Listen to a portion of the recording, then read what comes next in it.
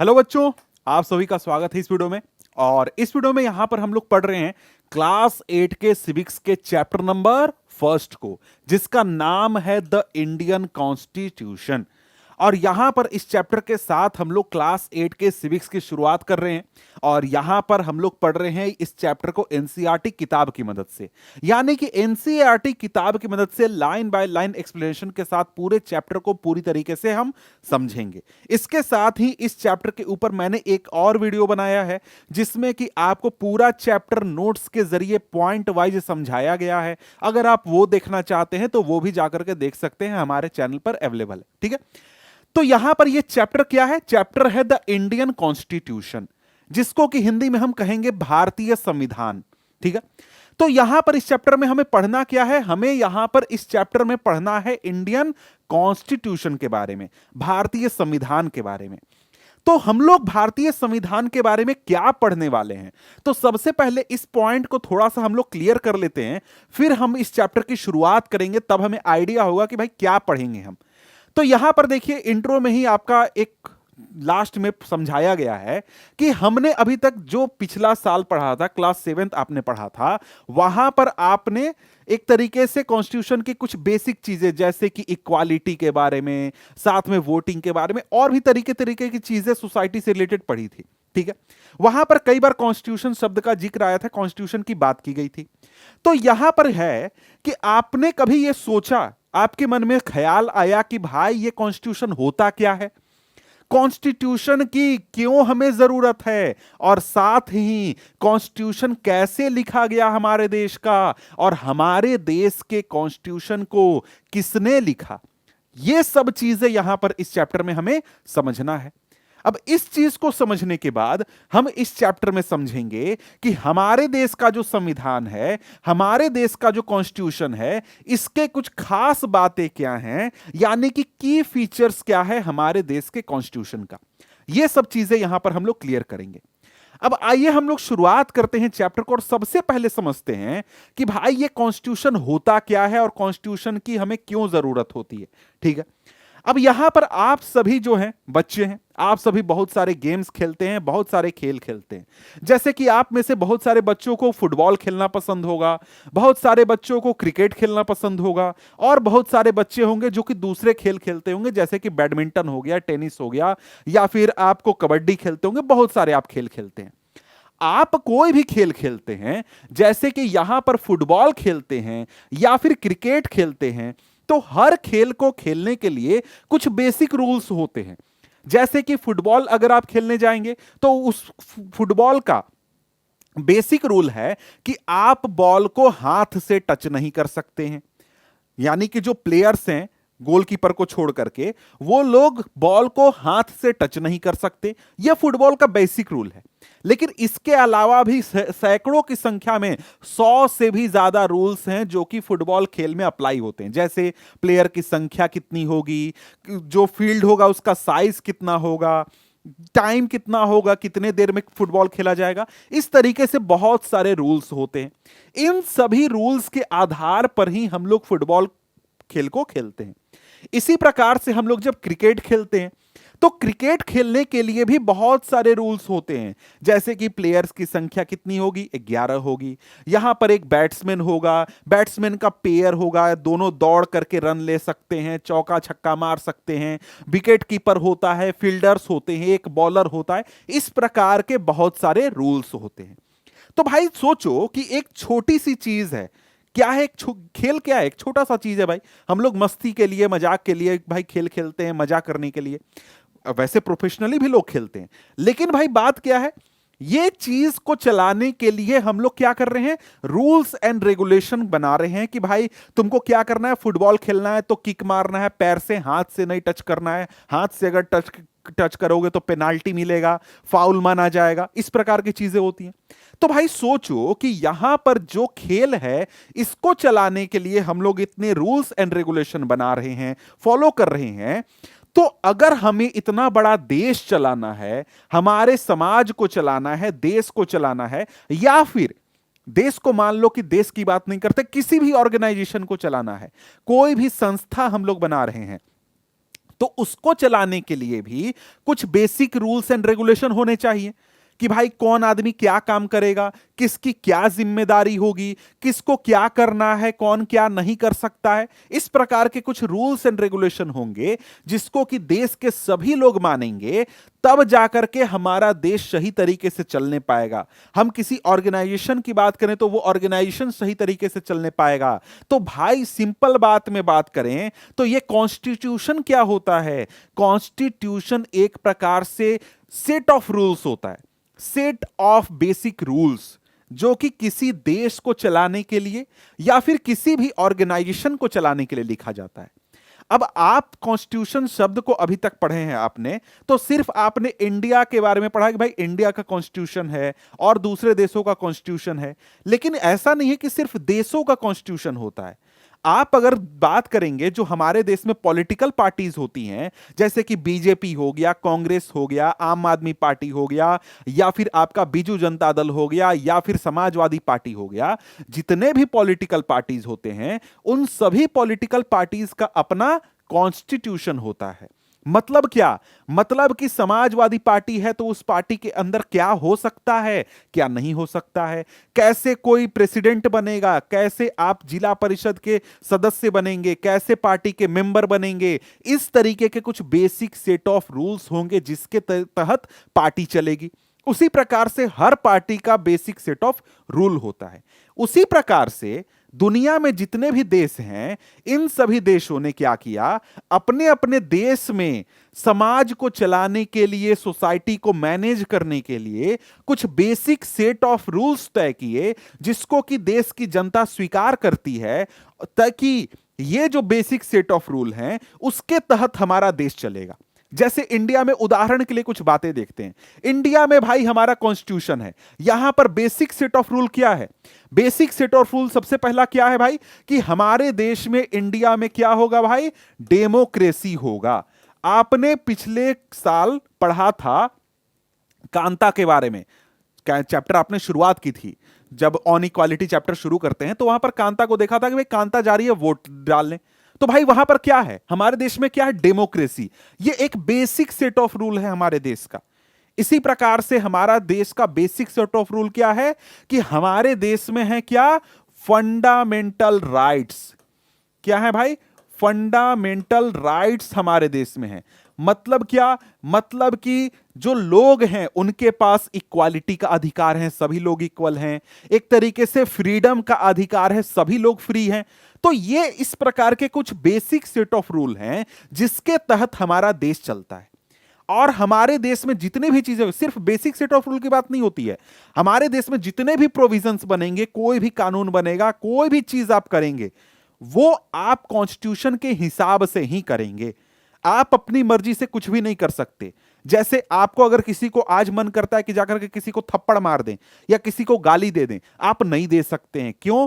क्योंकि कॉन्स्टिट्यूशन उस बात की आजादी नहीं देता है। आप किसी का अपमान नहीं कर सकते हैं, किसी के ऊपर हाथ नहीं उठा सकते हैं, किसी के साथ बदतमीजी नहीं कर सकते हैं। क्यों? क्योंकि कॉन्स्टिट्यूशन सभी लोगों को इक्वालिटी का दर्जा देता है।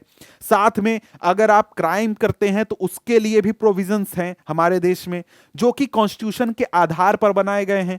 तो यहां पर बात क्या है? कॉन्स्टिट्यूशन क्या है? कॉन्स्टिट्यूशन एक प्रकार से सेट ऑफ रूल है जिसमें क्या है, जो कि एक प्रकार से तय करता है कि देश में क्या हो सकता है और क्या नहीं हो सकता है। समझ गए? कॉन्स्टिट्यूशन के बारे में अगर देखें तो यहां पर यही सारी बातें लिखी गई हैं। क्या कहा गया है? कहता है कि like games, like these games. कौन से गेम्स भाई? क्रिकेट या फिर फुटबॉल की बात की गई है, जो कि मैंने आपको समझाया, उन्हीं की बात की गई है। Like these games a society also has constitutive rules that make it what it is and differentiate from other kind of societies. कहता कि जिस प्रकार से खेलों में रूल्स होते हैं, गेम्स में रूल्स होते हैं, उसी प्रकार से दुनिया में हर सोसाइटी में आपको कुछ बेसिक सेट ऑफ रूल्स होते हैं जिसके तहत वो सोसाइटी चलती है। जैसे अगर हम लोग बात करें इंडिया का, हमने देखा बेसिक सेट ऑफ रूल में क्या है भाई, हमारे देश में फंडामेंटल राइट है, हमारे देश में डेमोक्रेसी है, हमारे देश में और भी तरीके के पॉलिटिकल सिस्टम, जैसे हमारे देश में प्रधानमंत्री होगा, हमारे देश में राष्ट्रपति होगा, हमारे देश में इलेक्शन होंगे तो भाई पार्लियामेंट बैठेगी, इस प्रकार के बेसिक सेट ऑफ रूल है। लेकिन आप हमारे पड़ोसी देश में चले जाते हैं, चाइना में चले जाते हैं, तो वहां का सोसाइटी डिफरेंट है। वहां के लोगों ने अलग प्रकार का कॉन्स्टिट्यूशन बनाया है, जहां पर जो बेसिक सेट ऑफ रूल है वो डिफरेंट है। हमारे देश में जैसे डेमोक्रेसी है उस प्रकार से चाइना में डेमोक्रेसी नहीं है। क्यों? क्योंकि वहां का सोसाइटी डिफरेंट है, वहां के लोगों की नीड डिफरेंट है, जरूरत डिफरेंट है। तो यहां पर यही चीज कहता है कि हर सोसाइटी का अपना बेसिक कॉन्स्टिट्यूटिव रूल होता है जिसके तहत वो सोसाइटी चलती है। कहता है कि in large societies in which different communities of people live together these rules are formulated through consensus and in modern countries this consensus is usually available in written form. कहता है कि देखो कई बार क्या होता है कि जो दुनिया के बड़े बड़े देश होते हैं वहां पर कई प्रकार के लोग रहते हैं। जैसे तुम इंडिया की बात करो तो इंडिया में अगर तुम ध्यान दिए हो कभी तो तुम्हें पता होगा कि भाई इंडिया में कई धर्म को मानने वाले लोग रहते हैं, कई भाषा बोलने वाले लोग रहते हैं, अलग अलग इलाके में रहने वाले लोगों का कल्चर अलग अलग है। तो यहां पर बात है कि भाई यहां पर हमारे जैसे देश में जो कि काफी बड़े हैं साइज में, कहां जहां पर काफी एक प्रकार से लोगों में डिफरेंसेस हैं, वहां पर जो सोसाइटी के लिए रूल्स बनाए जाते हैं वो लोगों से कंसेंसस लेके बनाया जाता है। मतलब सभी लोगों से बात करके, डिस्कशन करके, तैयार करके रूल्स बनाए जाते हैं और उन रूल्स को हम लोग रिटन फॉर्म में लिख देते हैं। और यही जो रिटन डॉक्यूमेंट है इसी को एक प्रकार से कॉन्स्टिट्यूशन यहां पर कहा गया है। ठीक है, कॉन्स्टिट्यूशन को आप कई प्रकार से डिफाइन कर सकते हैं। कॉन्स्टिट्यूशन को किताब के रूप में भी आप कह सकते हैं, कॉन्स्टिट्यूशन को बेसिक सेट ऑफ रूल के रूप में भी आप कह सकते हैं। ठीक है, तो यहां पर हम लोग समझ गए कि भाई कॉन्स्टिट्यूशन क्या होता है। ठीक है, कॉन्स्टिट्यूशन क्यों इंपॉर्टेंट होता है। तो यहां पर अगर हम लोग बात करें तो आगे हम लोगों का यही आंसर मिलेगा कि कॉन्स्टिट्यूशन क्यों इंपॉर्टेंट होता है। Why does the country need a constitution, यानी दुनिया में किसी भी देश को कॉन्स्टिट्यूशन की क्यों जरूरत है, यह चीज अब हम यहां पर पढ़ने वाले हैं। तो यहां पर अगर हम लोग देखें तो ये तस्वीर आप देख रहे हैं, यहां पर शायद ये तस्वीर आपको क्लियर नहीं दिख रहा होगा, लेकिन आप जब अपने किताब में देखेंगे तो ये तस्वीर आपको क्लियरली दिखेगा। ये तस्वीर किस चीज की है भाई? ये तस्वीर यहां पर आपको एक प्रकार से दिखा रहा है कि ये कॉन्स्टिट्यूएंट असेंबली की तस्वीर है, लेकिन यहां पर बता रहा है कि 1934 में जो इंडियन नेशनल कांग्रेस थी, जो कि हमारे देश की आजादी को आजादी के लिए मूवमेंट को लीड कर रही थी कि भाई देश को आजाद कराना है, आंदोलन करना है, उस आंदोलन को लीड कर रही थी। उस इंडियन नेशनल कांग्रेस ने डिमांड किया कि हमें मिलना चाहिए कॉन्स्टिट्यूएंट असेंबली। क्या मिलना चाहिए? कॉन्स्टिट्यूएंट असेंबली हमें बनाना चाहिए। मतलब क्या?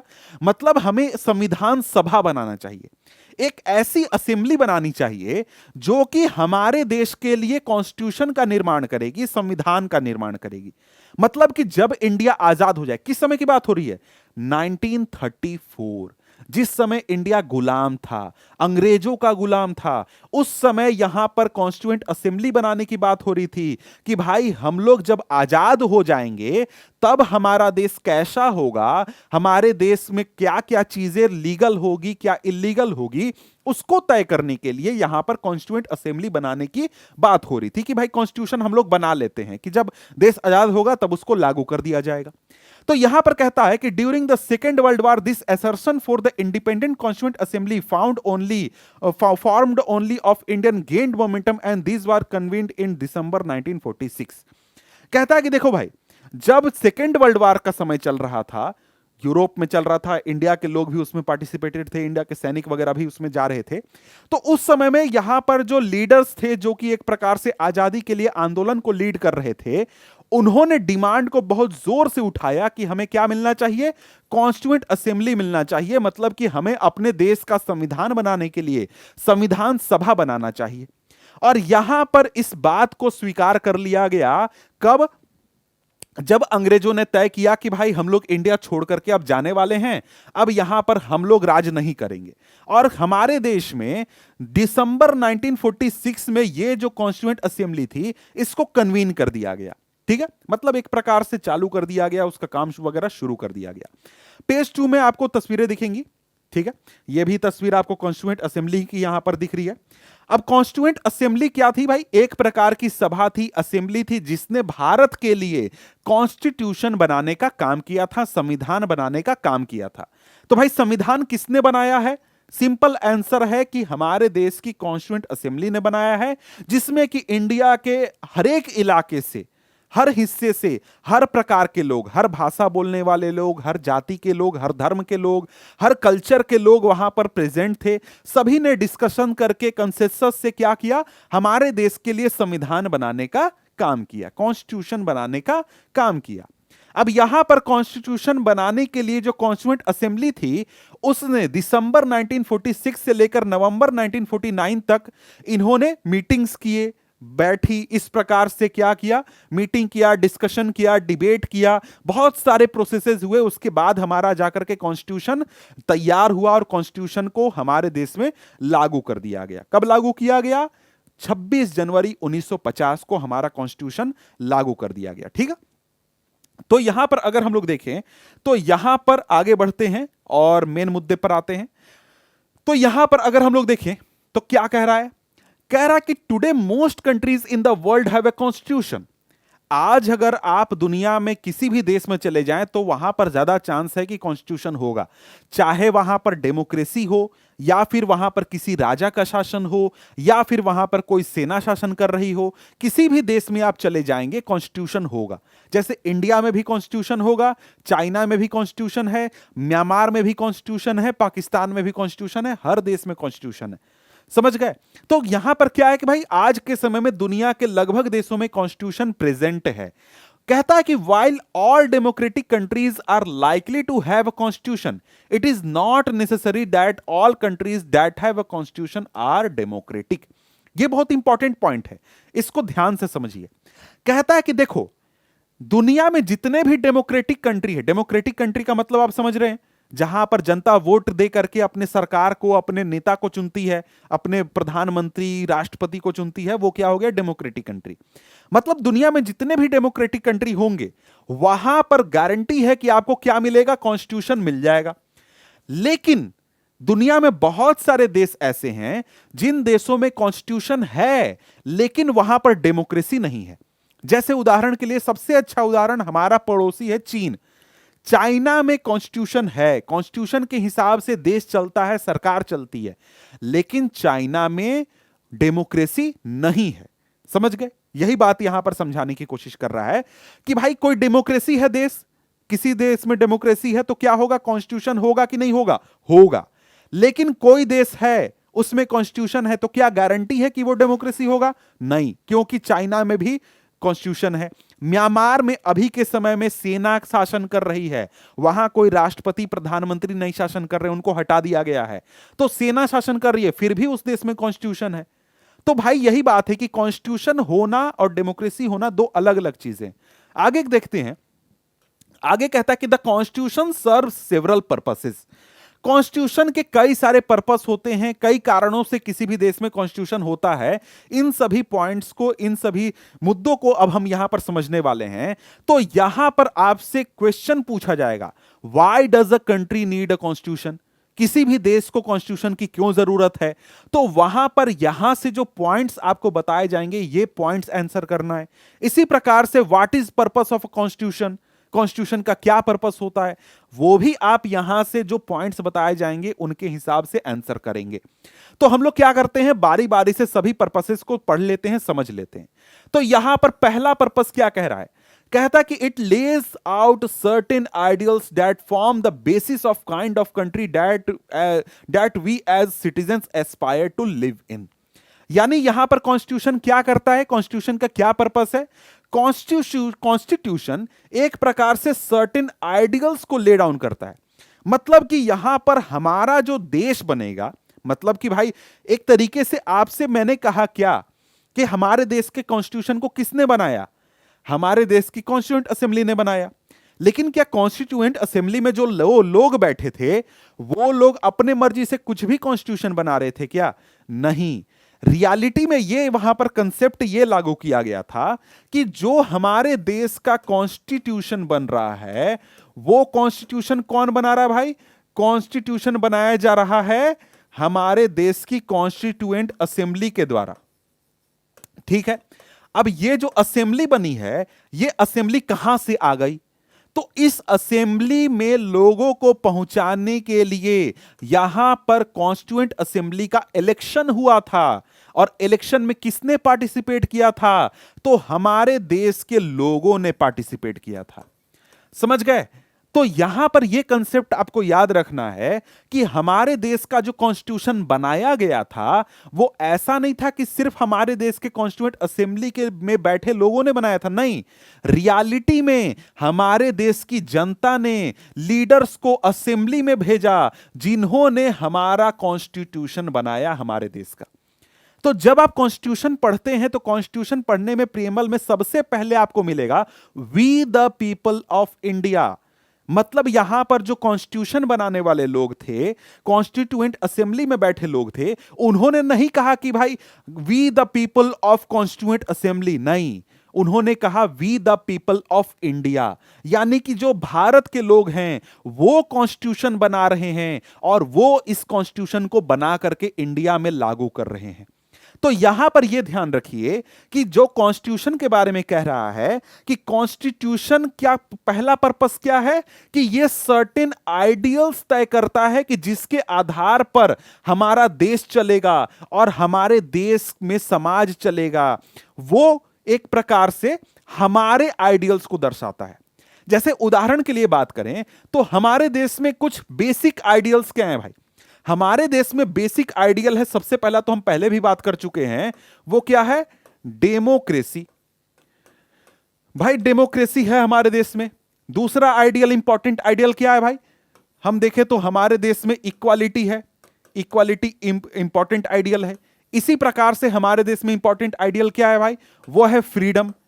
तो फ्रीडम, इस प्रकार के बहुत सारे आइडियल्स हैं जिसके आधार पर हमारा देश चलता है और हमारे देश का समाज चलता है। तो यहां पर बात है कि जो ये आइडियल्स हैं ये हमारे कॉन्स्टिट्यूशन में लिखे हुए हैं। किसने लिखा है? हमने लिखा है, मतलब कि भारत देश की जनता ने लिखा है। उस समय भी और आज भी हम लोग कॉन्स्टिट्यूशन को स्वीकार करते हैं। क्यों? क्योंकि हम लोग इन आइडियल्स में बिलीव करते हैं।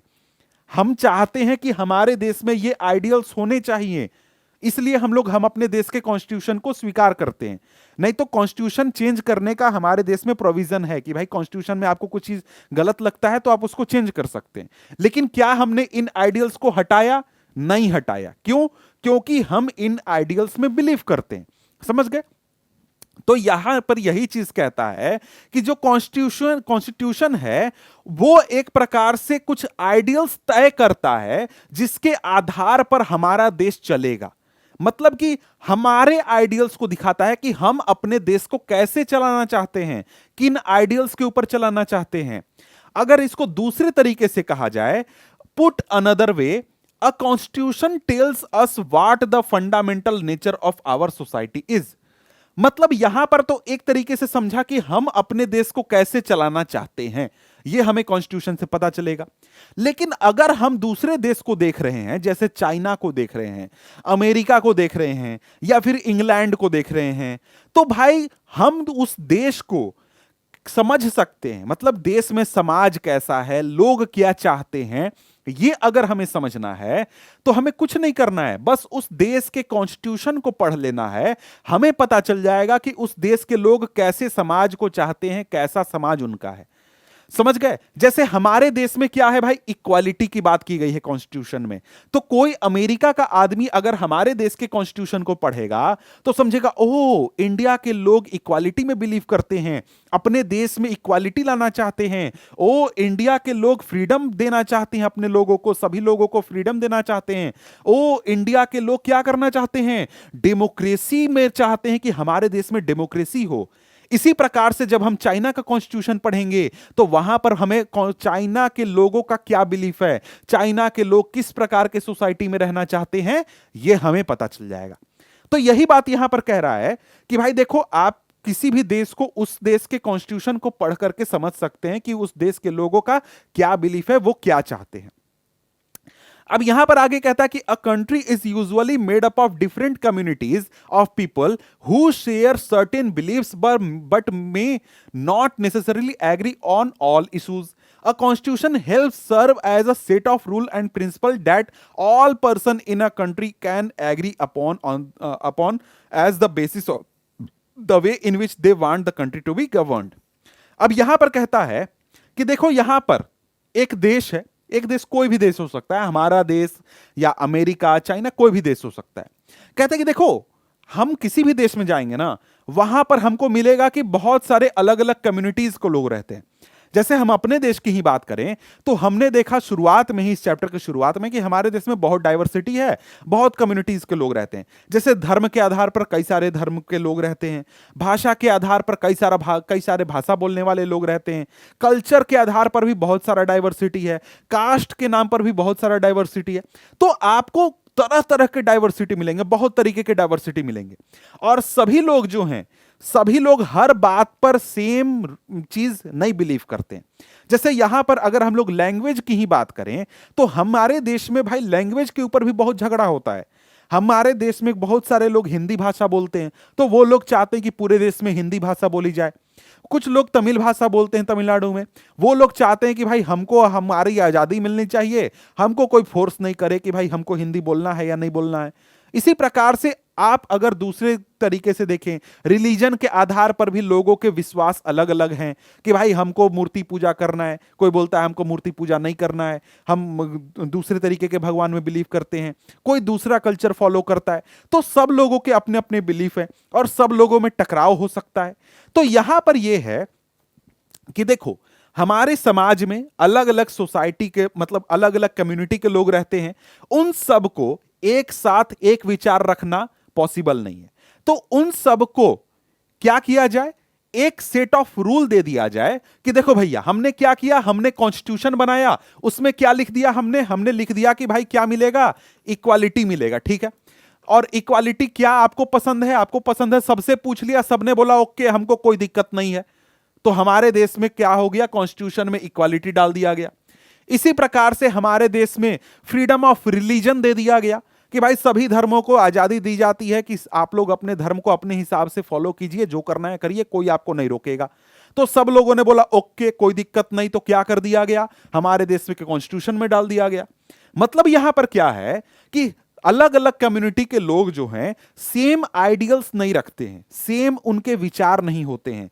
तो सब लोगों को एक आइडियल पर या फिर एक सेट ऑफ रूल पर एग्री करने के लिए, एग्री करके हम लोग क्या करते हैं, उसको बेसिस बना देते हैं अपने कंट्री का कि भाई कंट्री कैसे चलेगा, तो हमारे देश में इक्वालिटी होगा, और क्या होगा भाई, हमारे देश में फ्रीडम होगा, और क्या होगा भाई, सब लोगों को रिलीजन का राइट मिलेगा, फ्रीडम ऑफ रिलीजन मिलेगा, और क्या होगा, और साथ में जो लोग माइनॉरिटी हैं उनको प्रोटेक्शन दिया जाएगा, और क्या होगा, और बहुत सारी चीजें होंगी. तो यहां पर क्या है भाई, यहां पर बात है कि सब लोगों के लिए एक सेट ऑफ रूल बना दिया गया जिसके तहत सभी सोसाइटीज के जो सभी सेक्शन हैं वो रहेंगे और वो उसको मानेंगे. समझ गए ये कैसे किया गया, तो सब लोगों का कंसेंसस लेकर के, समझ गए, सब लोगों का कंसेंसस लेकर के ऐसा किया गया. आगे कहता है कि this include not only the type of government but also an agreement on certain ideals they all believe the country should uphold. मतलब यहां पर तो एक आइडियल की हमने बात कर ली कि इक्वालिटी, साथ में फ्रीडम ऑफ रिलीजन, ये सब लोगों ने एग्री कर लिया. साथ में हमारे देश में क्या सिस्टम है, पॉलिटिकल सिस्टम की बात कर रहा हूं मैं. हमारे देश में सिस्टम है डेमोक्रेसी का, कि हमारे देश में इलेक्शन होता है, वोट पड़ता है, जिसको ज्यादा वोट मिलता है वो जीत जाता है, वो आदमी जाकर के सरकार बनाता है, मुख्यमंत्री प्रधानमंत्री बनता है. तो इसको भी सब लोग एक्सेप्ट करते हैं. तो ये चीज की भी यहां पर बात की जा रही है कि भाई क्या है, कॉन्स्टिट्यूशन का पर्पस क्या है, एक सेट ऑफ रूल बनाने की बात यहां पर की गई. अब आगे यहां पर अगर हम लोग देखें तो आगे यहां पर हमारे सामने एक एग्जाम्पल है. एग्जाम्पल कहां का है, नेपाल का एग्जाम्पल है. तो यहां पर इस चीज को हम लोग क्या करते हैं, नेपाल की कहानी से समझने की कोशिश करते हैं कि भाई नेपाल में क्या हुआ था. अगर हम लोग नेपाल की बात करें तो नेपाल कहां है भाई, नेपाल हमारा पड़ोसी देश है. आप सभी लोग जानते होंगे कहां पर है. अगर आप नहीं जानते तो यहां पर यह नक्शा जरा सा मैं आपको दिखा देता हूं ताकि आपको पता चल जाए कि नेपाल कहां है. यह हमारा प्यारा भारत देश है, इसको आप देख सकते हैं. हमारे देश के उत्तर में इस तरफ यहां पर ये जो देश आप देख रहे हैं, ये देश है नेपाल। इसी देश की हम लोग यहां पर बात करने वाले हैं, ठीक है। तो आइए जरा सा देख लेते हैं नेपाल की क्या कहानी है और हमें क्या यहां पर समझना पढ़ना है। अगर हम लोग आगे बढ़ते हैं यहां पर, तो यहां पर कहता है कि भाई आज के कुछ साल पहले तक नेपाल में मोनार्की का शासन था, मतलब वहां पर एक प्रकार से राजा का शासन होता था, वहां पर डेमोक्रेसी का शासन नहीं था। क्या हुआ कि पिछली बार कहने का मतलब कब की बात हो रही है, 1990 की। अगर मैं किताब से अलग खुद से आपको बताऊं तो सिंपली बात यहां पर यह है कि देखो, जब हमारा देश आजाद हुआ 1947 में, तो उस समय में नेपाल में भी बहुत सारे लोग प्रोटेस्ट कर रहे थे, आंदोलन कर रहे थे कि भाई नेपाल में भी डेमोक्रेसी लाया जाए और राजा को हटाया जाए। तो क्या हुआ, कई सालों तक प्रोटेस्ट चला, बहुत सारा एक तरीके से लोगों ने आंदोलन किया, बहुत प्रोटेस्ट किया। फिर जाकर के 1990 में एक एडॉप्ट किया गया कॉन्स्टिट्यूशन, वहां पर डेमोक्रेसी को एक्सेप्ट कर लिया गया कि भाई हम लोग क्या करेंगे, नेपाल में डेमोक्रेसी लेते आएंगे। लेकिन नेपाल में डेमोक्रेसी में एक चीज थी कि नेपाल में जो डेमोक्रेसी थी उसमें जो वहां के किंग थे उनके पास भी बहुत सारा पावर था। मतलब कि भाई डेमोक्रेसी होगी, लोग वोट देंगे, मंत्री बनेंगे, सरकार बनेगी, लेकिन वहां पर जो फाइनल पावर होगा वो राजा के पास होगा। राजा अपनी मर्जी से किसी कानून को रोक सकता है, कोई ऑर्डर दे सकता है, चीजें चेंज कर सकता है, मतलब राजा के पास पावर है। बस साथ में डेमोक्रेसी ऐड कर दी गई, ये वहां पर लागू कर दिया गया था 1990 में। फिर आगे चल के क्या होता है, 2001 में जो ये किंग थे जिन्होंने ये कॉन्स्टिट्यूशन लागू किया था 1990 में, उनकी हत्या हो जाती है, उनके पूरे परिवार की हत्या हो जाती है, वो मर जाते हैं, ठीक है। फिर उसके बाद 2001 में एक नए राजा बनते हैं, जो पुराने राजा थे उनके भाई, उनका नाम था ज्ञानेंद्र। वो जब राजा बनते हैं, राजा ज्ञानेंद्र जब पावर में आते हैं, तो वो पुराना वाला कॉन्स्टिट्यूशन हटा देते हैं। मतलब कॉन्स्टिट्यूशन नहीं हटाते हैं, वहां जो डेमोक्रेसी थी ना, डेमोक्रेसी को खत्म कर देते हैं और बोलते हैं कि सारा पावर अब मेरे पास, अपुनिच भगवान है, इस प्रकार से बोलते हैं, और सारा पावर मेरे पास कर देते हैं। मतलब क्या, जो डेमोक्रेसी 1990 में लाई गई थी उसको वो खत्म कर देते हैं, ठीक है। अब जब यहां पर सारा पावर किंग के पास आ गया, डेमोक्रेसी खत्म हो गई, तो लोगों ने प्रोटेस्ट फिर से शुरू कर दिया कि भाई हम लोग को डेमोक्रेसी फिर से चाहिए, आपने कैसे खत्म कर दिया, 1990 में डेमोक्रेसी लागू कर दी गई थी। तो लोगों ने कई सालों तक प्रोटेस्ट किया। आगे चल के 2006 में, यानी कि 2006 में यहां पर नेपाल में फिर से नया कॉन्स्टिट्यूशन लिखने की बात की गई और राजा ने स्वीकार किया कि भैया हमारे देश में क्या होगा, फिर से कॉन्स्टिट्यूशन लाया जाएगा और हमारे देश में डेमोक्रेसी लाई जाएगी। फिर यहां पर क्या हुआ, कॉन्स्टिट्यूशन लिखने का काम शुरू किया गया, नए आइडियल्स पर, नए प्रिंसिपल्स पर। यही सिंपली कहानी है नेपाल की, शॉर्ट में, एकदम शॉर्ट में। अगर हम लोग यहां पर देखें तो यही चीज यहां पर आपको दिखाया जा रहा है कि देखो, there was people's struggle in 1990 that established democracy that lasted for 12 year until 2002, sorry 2001 मैंने बोल दिया, 2002 में यहां पर हुआ था। 2002 में यहां पर क्या हुआ, किंग ज्ञानेंद्र जो थे उन्होंने यहां पर डेमोक्रेसी खत्म कर दी थी और यहां पर 2006 में डेमोक्रेसी को एज अ नया सिस्टम एक्सेप्ट कर लिया गया। तो यहां पर समझते हैं क्या कह रहा है। यहां पर क्या हुआ कि रिसेंटली तक नेपाल क्या था, एक मोनार्की था। 1990 में यहां पर डेमोक्रेसी एक्सेप्ट किया गया था, लेकिन फिर वो एक तरीके से खत्म कर दिया गया। फिर 2006 में यहां पर डेमोक्रेसी फिर से लागू करने की बात राजा ने स्वीकार कर ली और राजा को राजगद्दी से हटा दिया गया। मतलब कि जो राजा का पावर था उसको पूरी तरीके से खत्म कर दिया गया। राजा सिर्फ नाम के राजा रह गए और अब क्या हो गया, नेपाल में डेमोक्रेसी ला दिया गया। अब यहां पर जो नया सिस्टम आया, मतलब कि यहां पर जो राजा को हटा दिया गया और यहां पर डेमोक्रेसी लाने की बात की गई, तो यहां पर लोगों को, नेपाल के लोगों को एक नया कॉन्स्टिट्यूशन लिखना पड़ा। नेपाल के लोगों ने फिर क्या किया, कॉन्स्टिट्यूएंट असेंबली के लिए इलेक्शन किया, कॉन्स्टिट्यूएंट असेंबली बैठाई और नया कॉन्स्टिट्यूशन लिखना शुरू कर दिया। तो यहां पर सवाल है कि नेपाल के लोगों ने यहां पर नया कॉन्स्टिट्यूशन क्यों लिखा जबकि उनके पास पहले से एक कॉन्स्टिट्यूशन था। इसका कारण यहां पर यह है कि जो पुराना कॉन्स्टिट्यूशन था उसमें जो आइडियल्स लिखे हुए थे, जो आइडियल्स दिए गए थे, उन आइडियल्स पर नेपाल के लोग अब एग्री नहीं करते थे। पुराने कॉन्स्टिट्यूशन में क्या बात लिखी गई थी?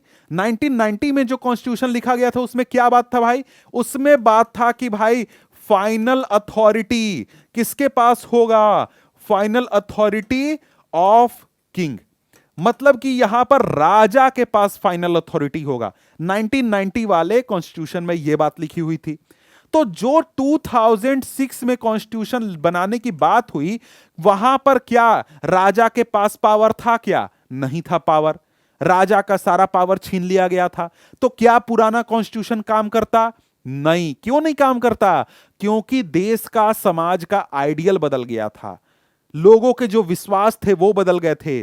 पहले पावर फाइनल अथॉरिटी किंग के पास होती थी, साथ में उसके जो मिनिस्टर्स होते थे, मिनिस्टर्स के पावर होती थी। लेकिन अब यहां पर जो नया सिस्टम लाने की बात थी, उसमें किंग के पास कोई पावर नहीं था, सारा पावर प्राइम मिनिस्टर, प्रेसिडेंट को देने की बात की गई थी। तो इसलिए यहां पर नेपाल के लोगों को फिर से कॉन्स्टिट्यूशन लिखना पड़ा, ताकि जो नए आइडियल्स थे नेपाल के लोगों के, नए विश्वास थे, नए सेट ऑफ रूल यहां पर तय करने के लिए नया कॉन्स्टिट्यूशन इन्होंने लिखना तय किया। समझ गए? तो यहां पर यही चीज कहता है कि now the people have to write a new constitution to establish Nepal as a democracy. The reason they do not want to continue with the previous constitution is because it does not reflect the ideals of country that they want Nepal to be and that they have fought for. यानी जो नए ideals जिसके लिए लोगों ने आंदोलन किया था, लड़ाई की थी, उसको लागू करने के लिए यहां पर क्या किया गया? नए कॉन्स्टिट्यूशन को लिखने की तैयारी की गई, यहां पर काम किएगा। अब यहां पर इस चीज को, यहां पर यही चीज समझाता है कि as in the game of football in which a change in the constitutive rule will change the game altogether, Nepal by moving from monarchy to a democratic government need to change all its constitutive rule in order to usher in a new society. यही चीज कहता है कि देखो भाई, football में basic rule क्या है? बेसिक रूल है कि भाई क्या करना है? पैर से किक मारना है, पैर से बॉल को मारना है।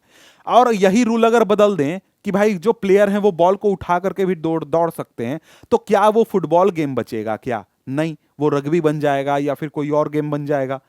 तो उसी प्रकार से यहां पर क्या है, जब नेपाल में यहां पर यह तय किया गया कि नेपाल में डेमोक्रेसी आने वाली है, तो बेसिक रूल ही चेंज हो गया। बेसिक रूल चेंज हो गया कि भाई नेपाल का सबसे पावरफुल व्यक्ति कौन? पहले राजा होता था, अब प्रधानमंत्री होगा।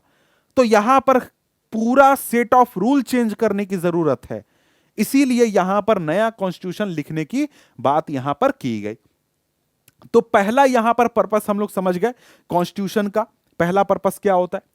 इसके बाद हम लोग बात करें तो सेकंड पर्पस यहां पर आता है, कहता कि the second important purpose of a constitution is to define the nature of country's political system. किसी भी देश के पॉलिटिकल सिस्टम को डिफाइन करने का काम करता है हमारा कॉन्स्टिट्यूशन। देखिए, हमारे देश के जो कॉन्स्टिट्यूशन है या फिर किसी भी देश का कॉन्स्टिट्यूशन अगर आप देखेंगे, तो वहां पर सिर्फ आइडियल्स नहीं लिखे होते हैं।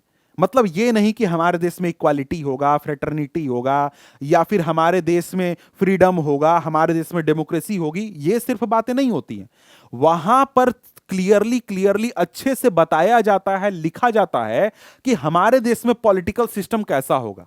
पॉलिटिकल सिस्टम कहने का मतलब यह है कि हमारे देश में जो लीडर्स होंगे उनके पास क्या पावर होंगे, कौन कौन सा पद होगा। जैसे कि हमारा देश का जो सिस्टम है, पॉलिटिकल सिस्टम, इसमें क्या किया गया है, यहां पर पॉलिटिकल पावर को 3 पार्ट्स में डिवाइड कर दिया गया है। यानी हमारे देश का जो पावर है, यानी स्टेट का जो पावर है, उसको 3 हिस्सों में डिवाइड कर दिया गया। 3 हिस्से कौन कौन से हो गए? पहला हो गया लेजिस्लेटिव हो गया, ठीक है, दूसरा हो गया एग्जीक्यूटिव, और तीसरा हो गया आपका ज्यूडिशरी हो गया। ठीक है, तो यहां पर 3 हिस्सों में डिवाइड कर दिया गया। अब बोलिएगा सर ये तीनों क्या है, ये तीनों समझ में नहीं आया। तो लेजिस्लेटिव मतलब कि हमारे देश का जो पार्लियामेंट है, स्टेट की असेंबली है, वो उसकी बात की जा रही है। एग्जीक्यूटिव मतलब कि हमारे देश को जो मुख्यमंत्री होते हैं, मंत्री होते हैं, सारे अधिकारी अफसर वगैरह होते हैं, राष्ट्रपति होते हैं, ये सब एग्जीक्यूटिव के पार्ट होते हैं। इसी प्रकार से हमारे देश के जो कोर्ट्स होते हैं वो ज्यूडिशरी के पार्ट होते हैं। इसी प्रकार से हमारे देश का जो लेजिस्लेटिव हो गया, यानी कि यहां पर जो हमारे देश का पार्लियामेंट हो गया, पार्लियामेंट के पास क्या पावर होगा, हमारे स्टेट की असेंबली के पास क्या पावर होगा, ये सब यहां पर क्लियरली हमारे कॉन्स्टिट्यूशन में लिखा हुआ होता है। पार्लियामेंट का इलेक्शन कैसे होगा, जो सेंट्रल गवर्नमेंट बनेगी वो क्या बनेगी, कैसे बनेगी, मंत्री कैसे बनेंगे, हर चीज यहां पर क्लियरली लिखा होता है। तो भाई हमारे देश का जो पॉलिटिकल सिस्टम है वो क्लियरली डिफाइन कहां पर होता है, कॉन्स्टिट्यूशन में होता है। उसी के हिसाब से सारे पॉलिटिकल लीडर्स जो कि एक इंपॉर्टेंट पद पर बैठते हैं वो काम करते हैं। समझ गए? तो कहता है कि for example Nepal's earlier constitution stated that the country was to be ruled by king and his council of ministers. In countries that have adopted a democratic form of government or policy, the constitution plays an important role in laying out certain important guidelines that govern decision making within these societies। भाई लंबा चौड़ा बात है, simple मतलब क्या है, मतलब यही चीज है कि देखो भैया, पहले क्या था, नेपाल में राजा का शासन था, अब वहां पर क्या हो गया, डेमोक्रेसी ला दी गई। तो डेमोक्रेसी जहां पर होती है वहां पर जो कॉन्स्टिट्यूशन होता है वो बहुत इंपॉर्टेंट होता है। क्यों इंपॉर्टेंट होता है? क्योंकि कॉन्स्टिट्यूशन के हिसाब से ही सरकार चलती है, कॉन्स्टिट्यूशन के हिसाब से ही किसे क्या करना है, किसके पास क्या पावर है, कौन क्या कर सकता है, यह तय होता है। समझ गए? हमारे देश में भी कॉन्स्टिट्यूशन के हिसाब से सारी चीजें होती हैं। प्रधानमंत्री के पास कितना पावर है, मुख्यमंत्री के पास कितना पावर है, राज्यपाल क्या कर सकते हैं, नहीं कर सकते हैं, मंत्री क्या कर सकता है, नहीं कर सकता है, यह सब कहां से तय होता है? हमारे देश के कॉन्स्टिट्यूशन से तय होता है। समझ गए? तो यह सेकेंड पॉइंट आप यहां पर आपका क्लियर हो गया। अब यहां पर हम लोग थर्ड पॉइंट पर बढ़ते हैं। अब देखिए, एक चीज मैं यहां पर आपको बताना चाहूंगा कि आप जब एनसीईआरटी किताब पढ़िएगा तो यहां पर आपको 3 पॉइंट्स लिखे गए हैं। बोला गया है कि 3 points, first point, second point हमने पढ़ा और आगे लिखेगा थर्ड इंपॉर्टेंट पॉइंट लिखा हुआ है। लेकिन 3 पॉइंट के अलावा भी पॉइंट यहां पर बनते हैं, जैसे कि एक पॉइंट यहां पर बनेगा इंपॉर्टेंट पॉइंट कि भाई क्यों हमारे देश में कॉन्स्टिट्यूशन होना चाहिए। तो वो पॉइंट यहां पर समझते हैं। कहता है कि in a democracy we choose our leader so that they can exercise power responsibly on our behalf. भाई डेमोक्रेसी का मतलब क्या होता है?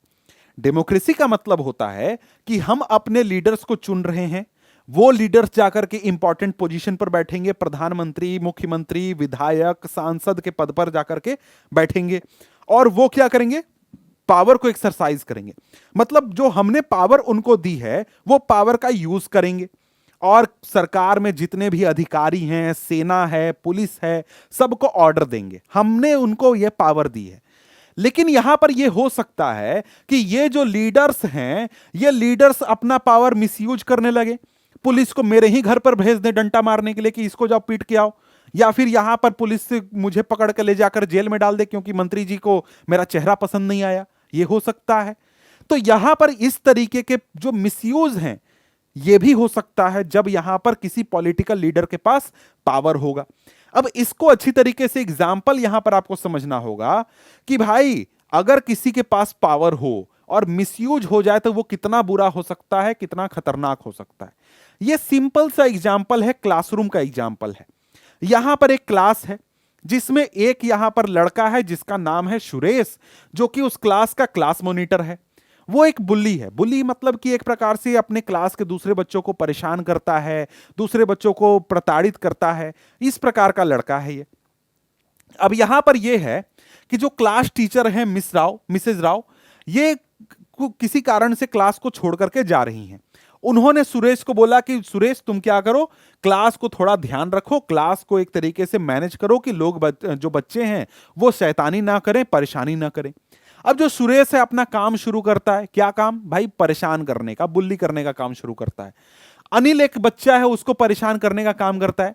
बोलता है कि अनिल आज मैं तुमको मिसेज राव को यानी कि हमारी जो टीचर हैं उनके सामने कंप्लेन कर दूंगा, तुमको सबक सिखाऊंगा मैं। अब अनिल पूछता है कि भाई मैंने क्या किया? कुछ नहीं किया, फिर क्यों मुझे परेशान कर रहे हो? इस प्रकार की बात करता है। तो यहां पर क्या हो रहा है? यहां पर जो सुरेश है वो सुरेश क्या कर रहा है? अपने पावर का गलत इस्तेमाल कर रहा है। अपने पावर का जो उसको यूज दिया गया है, जो उसको पावर दिया गया है, उसका इस्तेमाल कर रहा है किसी को परेशान करने में, प्रताड़ित करने में। अब जहां पर इसी क्लास में फिर जब मिसेज राव वापस आती हैं क्लास में, तो यहां पर जो अनिल है उसको कंप्लेन कर दिया जाता है। सुरेश उसका कंप्लेन कर देता है मैम के पास कि देखो मैम, यहां पर जो सुरेश था वो काफी जोर जोर से चिल्ला करके बात कर रहा था और पूरे क्लास को परेशान कर रहा था। और मेरी बात बिल्कुल भी नहीं सुन रहा था। इस प्रकार का वो जाकर के कंप्लेन कर देता है मिसेज राव के पास। अब यहां पर मिसेज राव जब इस प्रकार का कंप्लेन सुनती हैं तो वो अनिल को बोलती हैं कि अनिल तुम क्या करोगे, जब स्कूल खत्म होगा उसके बाद रुकोगे और 100 बार लिखोगे कि मैं क्लास मॉनिटर की बात सुनूंगा। तो यहां पर क्या हुआ, बेचारा अनिल सीधा साधा बच्चा था, क्लास में बैठा हुआ था, लेकिन उसको इतना परेशान होना पड़ा। क्यों परेशान होना पड़ा? क्योंकि किसी लीडर ने अपने पावर का गलत इस्तेमाल किया। और यही चीज हमारे पॉलिटिकल सिस्टम में भी हो सकती है कि जो पॉलिटिकल लीडर हैं वो क्या करेंगे, अपने पावर का गलत इस्तेमाल करेंगे। समझ गए? तो यहां पर यही चीज कहता है कि in democratic societies the constitution often lays down rules that guard against this misuse of power by our political leaders. यही आपका थर्ड पॉइंट हो गया कि भाई कॉन्स्टिट्यूशन इस प्रकार के रूल्स बनाता है, इस प्रकार के रूल्स कॉन्स्टिट्यूशन में लिखे हुए होते हैं जो एक तरीके से इस प्रकार के मिसयूज ऑफ पावर को रोकते हैं या फिर खत्म करते हैं। इसका उदाहरण क्या है? उदाहरण यहां पर यही चीज है कि जो हमने देखा एग्जाम्पल कि देखो यहां पर हमारे देश का जो स्टेट का पावर है, अब यहां पर स्टेट शब्द आपको ये नहीं, हमारे देश के राज्य स्टेट की बात नहीं हो रही है। स्टेट का पावर कहने का मतलब इंडियन स्टेट का पावर क्या है, मतलब यहां पर जितने भी पॉलिटिकल ऑफिसेज हैं, जैसे कि हमारे देश का जुडिशरी का पावर, एग्जीक्यूटिव का पावर मतलब कि हमारे देश के जो ब्यूरोक्रेसी है, जो अफसर वगैरह हैं उनका पावर, जो हमारे देश का पार्लियामेंट हो गया, असेंबली हो गया, स्टेट के गवर्नमेंट का पावर हो गया, सबको ऐड कर दो तो वो हमारा क्या होगा, स्टेट का पावर, इंडियन स्टेट का पावर। मतलब इंडिया जो देश है, देश के पावर की बात की जा रही है यहां पर। तो स्टेट शब्द का मतलब यहां पर देश से है, इंडिया का जो पावर है ना उसकी बात यहां पर की जा रही है। तो यहां पर यही देखिए कि हमारे देश में ऐसे कानून बनाए गए हैं कि जो पॉलिटिकल लीडर्स हैं वो अपने पावर का गलत इस्तेमाल नहीं कर सकते। जैसे यहां पर देखिए हमारे देश के जो स्टेट का पावर है उसको 3 हिस्सों में बांट दिया गया। पहला हो गया लेजिस्लेचर, दूसरा हो गया एग्जीक्यूटिव और तीसरा हो गया जुडिशरी। अब यहां पर पॉलिटिकल लीडर्स कहां पर आते हैं भाई? पॉलिटिकल लीडर्स लेजिस्लेचर का पार्ट होते हैं, यानी कि जो हमारे देश के पार्लियामेंट होते हैं, हमारे देश की जो असेंबली होती है, उनमें ये चुने हुए लीडर्स चुन करके आते हैं। और जिस पार्टी की का बहुमत होता है उसके कुछ लीडर जाकर के एग्जीक्यूटिव के पार्ट बनते हैं, यानी कि प्रधानमंत्री, मुख्यमंत्री, मंत्री, ये सब जाकर के एग्जीक्यूटिव के पार्ट बनते हैं और सारे ब्यूरोक्रेसी को मैनेज कंट्रोल करने का काम करते हैं। अब यहां पर कैसे कैसे कॉन्स्टिट्यूशन रोकता है किसी मिसयूज ऑफ पावर से? तो भाई कोई मान लो सीएम है यानी चीफ मिनिस्टर है, वो कुछ गलत काम करना चाहता है, तो भाई वो जब गलत काम करेगा और यहां पर वो कुछ गड़बड़ करता है, कहीं उसने घोटाला कर दिया या फिर कुछ किसी पुलिस के मदद से किसी को ज्यादा परेशान करवा दिया, कुछ कर दिया, तो वहां पर जो उस स्टेट का असेंबली है उस असेंबली के सामने सीएम को जाकर के जवाब देना होगा। असेंबली के जो लीडर्स हैं, जो एमएलए हैं, वो यहां पर सीएम को उसके पद से हटा सकते हैं। इस प्रकार से चेक्स एंड बैलेंसेस किए जाते हैं। इसी प्रकार से अगर यहां पर जो हमारा एग्जीक्यूटिव है, जो पॉलिटिकल लीडर्स है, वो कुछ गलत काम करते हैं तो हमारे देश की जो जुडिशरी है वो यहां पर आ सकती है और सरकार को कुछ गलत काम करने से रोक सकती है। तो यही चीज है कि यहां पर हमारा देश का जो कॉन्स्टिट्यूशन है वो पॉलिटिकल लीडर्स को मिसयूज ऑफ पावर करने से रोकता है। ठीक है, तो यहां पर आगे बढ़े तो आगे यहां पर एक चीज यहां पर फंडामेंटल राइट्स की बात की गई है। फंडामेंटल राइट्स की बात इसलिए की जा रही है क्योंकि फंडामेंटल राइट्स में हम सभी लोगों को, मुझे, आपको, जितने भी भारत में लोग रहते हैं, सभी लोगों को कुछ बेसिक राइट्स दिए गए हैं। और यही बेसिक राइट्स एक प्रकार से हमारे खिलाफ जो सरकार की ताकत है या किसी और व्यक्ति की ताकत है उसका गलत उपयोग होने से रोकता है। जैसे आपने क्लास 7 में ओम प्रकाश वाल्मीकि की कहानी पढ़ी थी कि ओम प्रकाश वाल्मीकि जी को किस प्रकार से क्लास में प्रताड़ित किया जाता था, परेशान किया जाता था, क्योंकि वो एक दलित थे, दलित समाज से आते थे, इस वजह से।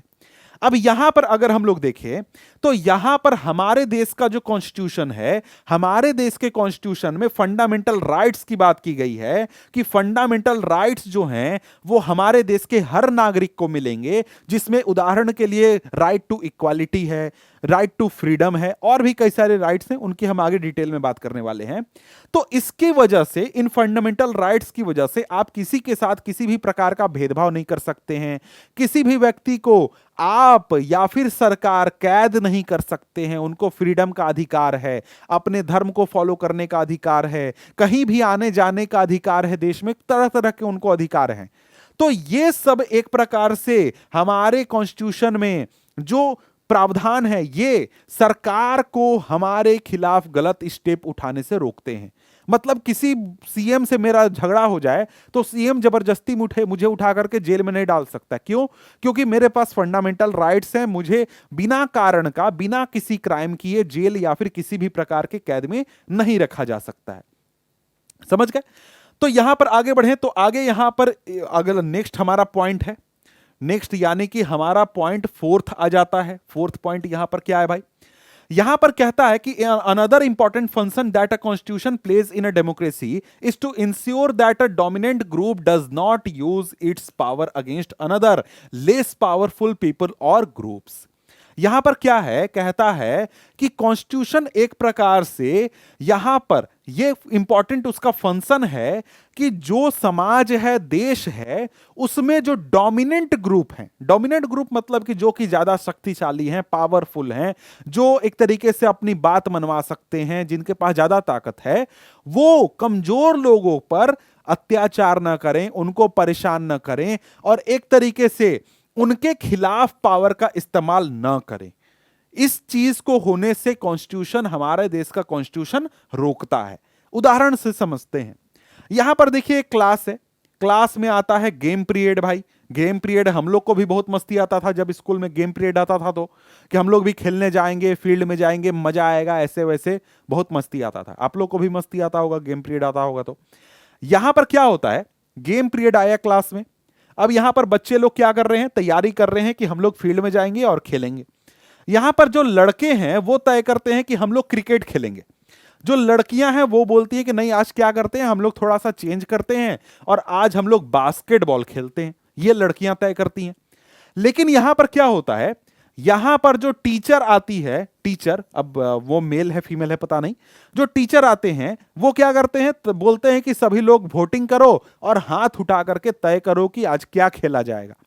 अब क्लास में लड़कों की संख्या ज्यादा थी, क्लास में ज्यादा संख्या में लड़के थे, तो लड़कों की बात मान ली जाती है और सभी लोगों को जाकर के क्रिकेट खेलना पड़ता है। अब लड़कियां यहां पर नाराज हो जाती हैं कि भाई देखो हमारी बात नहीं सुनी गई। क्यों? क्योंकि हमारी संख्या कम है, हम लोग कम संख्या में हैं, इसलिए जो लड़के चाहते हैं सिर्फ वही होता है। तो यहां पर आपने समझा कि भाई देखो, एक डोमिनेंट ग्रुप है जिसके पास ज्यादा पावर है, वो अपनी बात मनवा सकता है। उसकी डोमिनेंस की वजह से एक ग्रुप जिसकी संख्या कम है, उसकी बात नहीं सुनी गई, उसका मन नहीं रखा गया। यह चीज हमारे समाज में भी हो सकता है, हमारे डेमोक्रेटिक सोसाइटी में भी हो सकता है, जहां पर जो मेजोरिटी है वो अपने डिसीजंस को लागू करवाए और जो माइनॉरिटी में लोग हैं उनकी बातों को इग्नोर कर दिया जाए, उनकी बातों पर उतना ध्यान ना दिया जाए। ठीक है? तो यहां पर यही चीज कहता है कि as the above storyboard illustrate, every society is prone to this tyranny of majority. यानी कि हर सोसाइटी में यह खतरा होता है कि मेजोरिटेरियनिज्म आ जाए, यानी बहुसंख्यकवाद आ जाए। मतलब कि जिनकी संख्या ज्यादा है उनकी बात मानी जाए और जिनकी संख्या कम है उनकी बात पर ध्यान न दिया जाए, उनके बात को इग्नोर कर दिया जाए। तो यहां पर हमारे देश का कॉन्स्टिट्यूशन जो है उसमें इस प्रकार के रूल्स लिखे हुए हैं जो कि एक प्रकार से यह तय करते हैं कि जो माइनॉरिटीज हैं, यानी जिनकी संख्या कम है हमारे देश में, उनको किसी भी प्रकार से ऐसी चीजों से एक्सक्लूड ना किया जाए जो कि मेजॉरिटी के पास अवेलेबल है। मतलब कि जो संख्या में ज्यादा हैं उनके पास जो चीजें हैं, जो अधिकार हैं, जो राइट्स हैं, जो पावर्स हैं, वो कम संख्या वाले लोगों के पास भी होने चाहिए। उदाहरण की अगर हम लोग बात करें तो उदाहरण के लिए आप क्या कर सकते हैं? लैंग्वेज से समझ सकते हैं। अगर हम लोग देखें तो हमारे देश में कई सारी भाषाएं बोली जाती हैं। जिसमें कि सबसे ज्यादा संख्या में हमारे देश में हिंदी बोला जाता है। करीब हमारे देश में 40% लोग हिंदी बोलते हैं। इसी प्रकार से दूसरे लैंग्वेजेस भी हमारे देश में बोले जाते हैं, जिनमें कि आपका तमिल आ जाता है। इसके अलावा हमारे देश में बांग्ला बोला जाता है। इसके अलावा हमारे देश में तेलुगु बोला जाता है। तो ये सब लैंग्वेजेस भी, और भी बहुत सारे लैंग्वेज बोले जाते हैं। तो यहां पर हमारे देश में एक सिस्टम है कि जो लोग हैं वो अपने लैंग्वेज को अपने हिसाब से फॉलो कर सकते हैं। हर स्टेट अपने लैंग्वेज को अब फॉलो कर सकता है, अपने लैंग्वेज में अपना सरकार चला सकता है, अपने सारे काम कर सकता है। तो यहां पर हमने क्या ध्यान रखा कि हमारे देश में हिंदी बोलने वाले लोगों की संख्या ज्यादा है। इनके पास अधिकार है कि हाँ, वो अपने इलाके में हिंदी भाषा बोलें, मस्ती से रहें, कोई परेशानी नहीं है। तो उसके साथ साथ जो माइनॉरिटी में है, जिनकी संख्या कम है, जैसे तमिलों की संख्या करीब 8% या 6% है।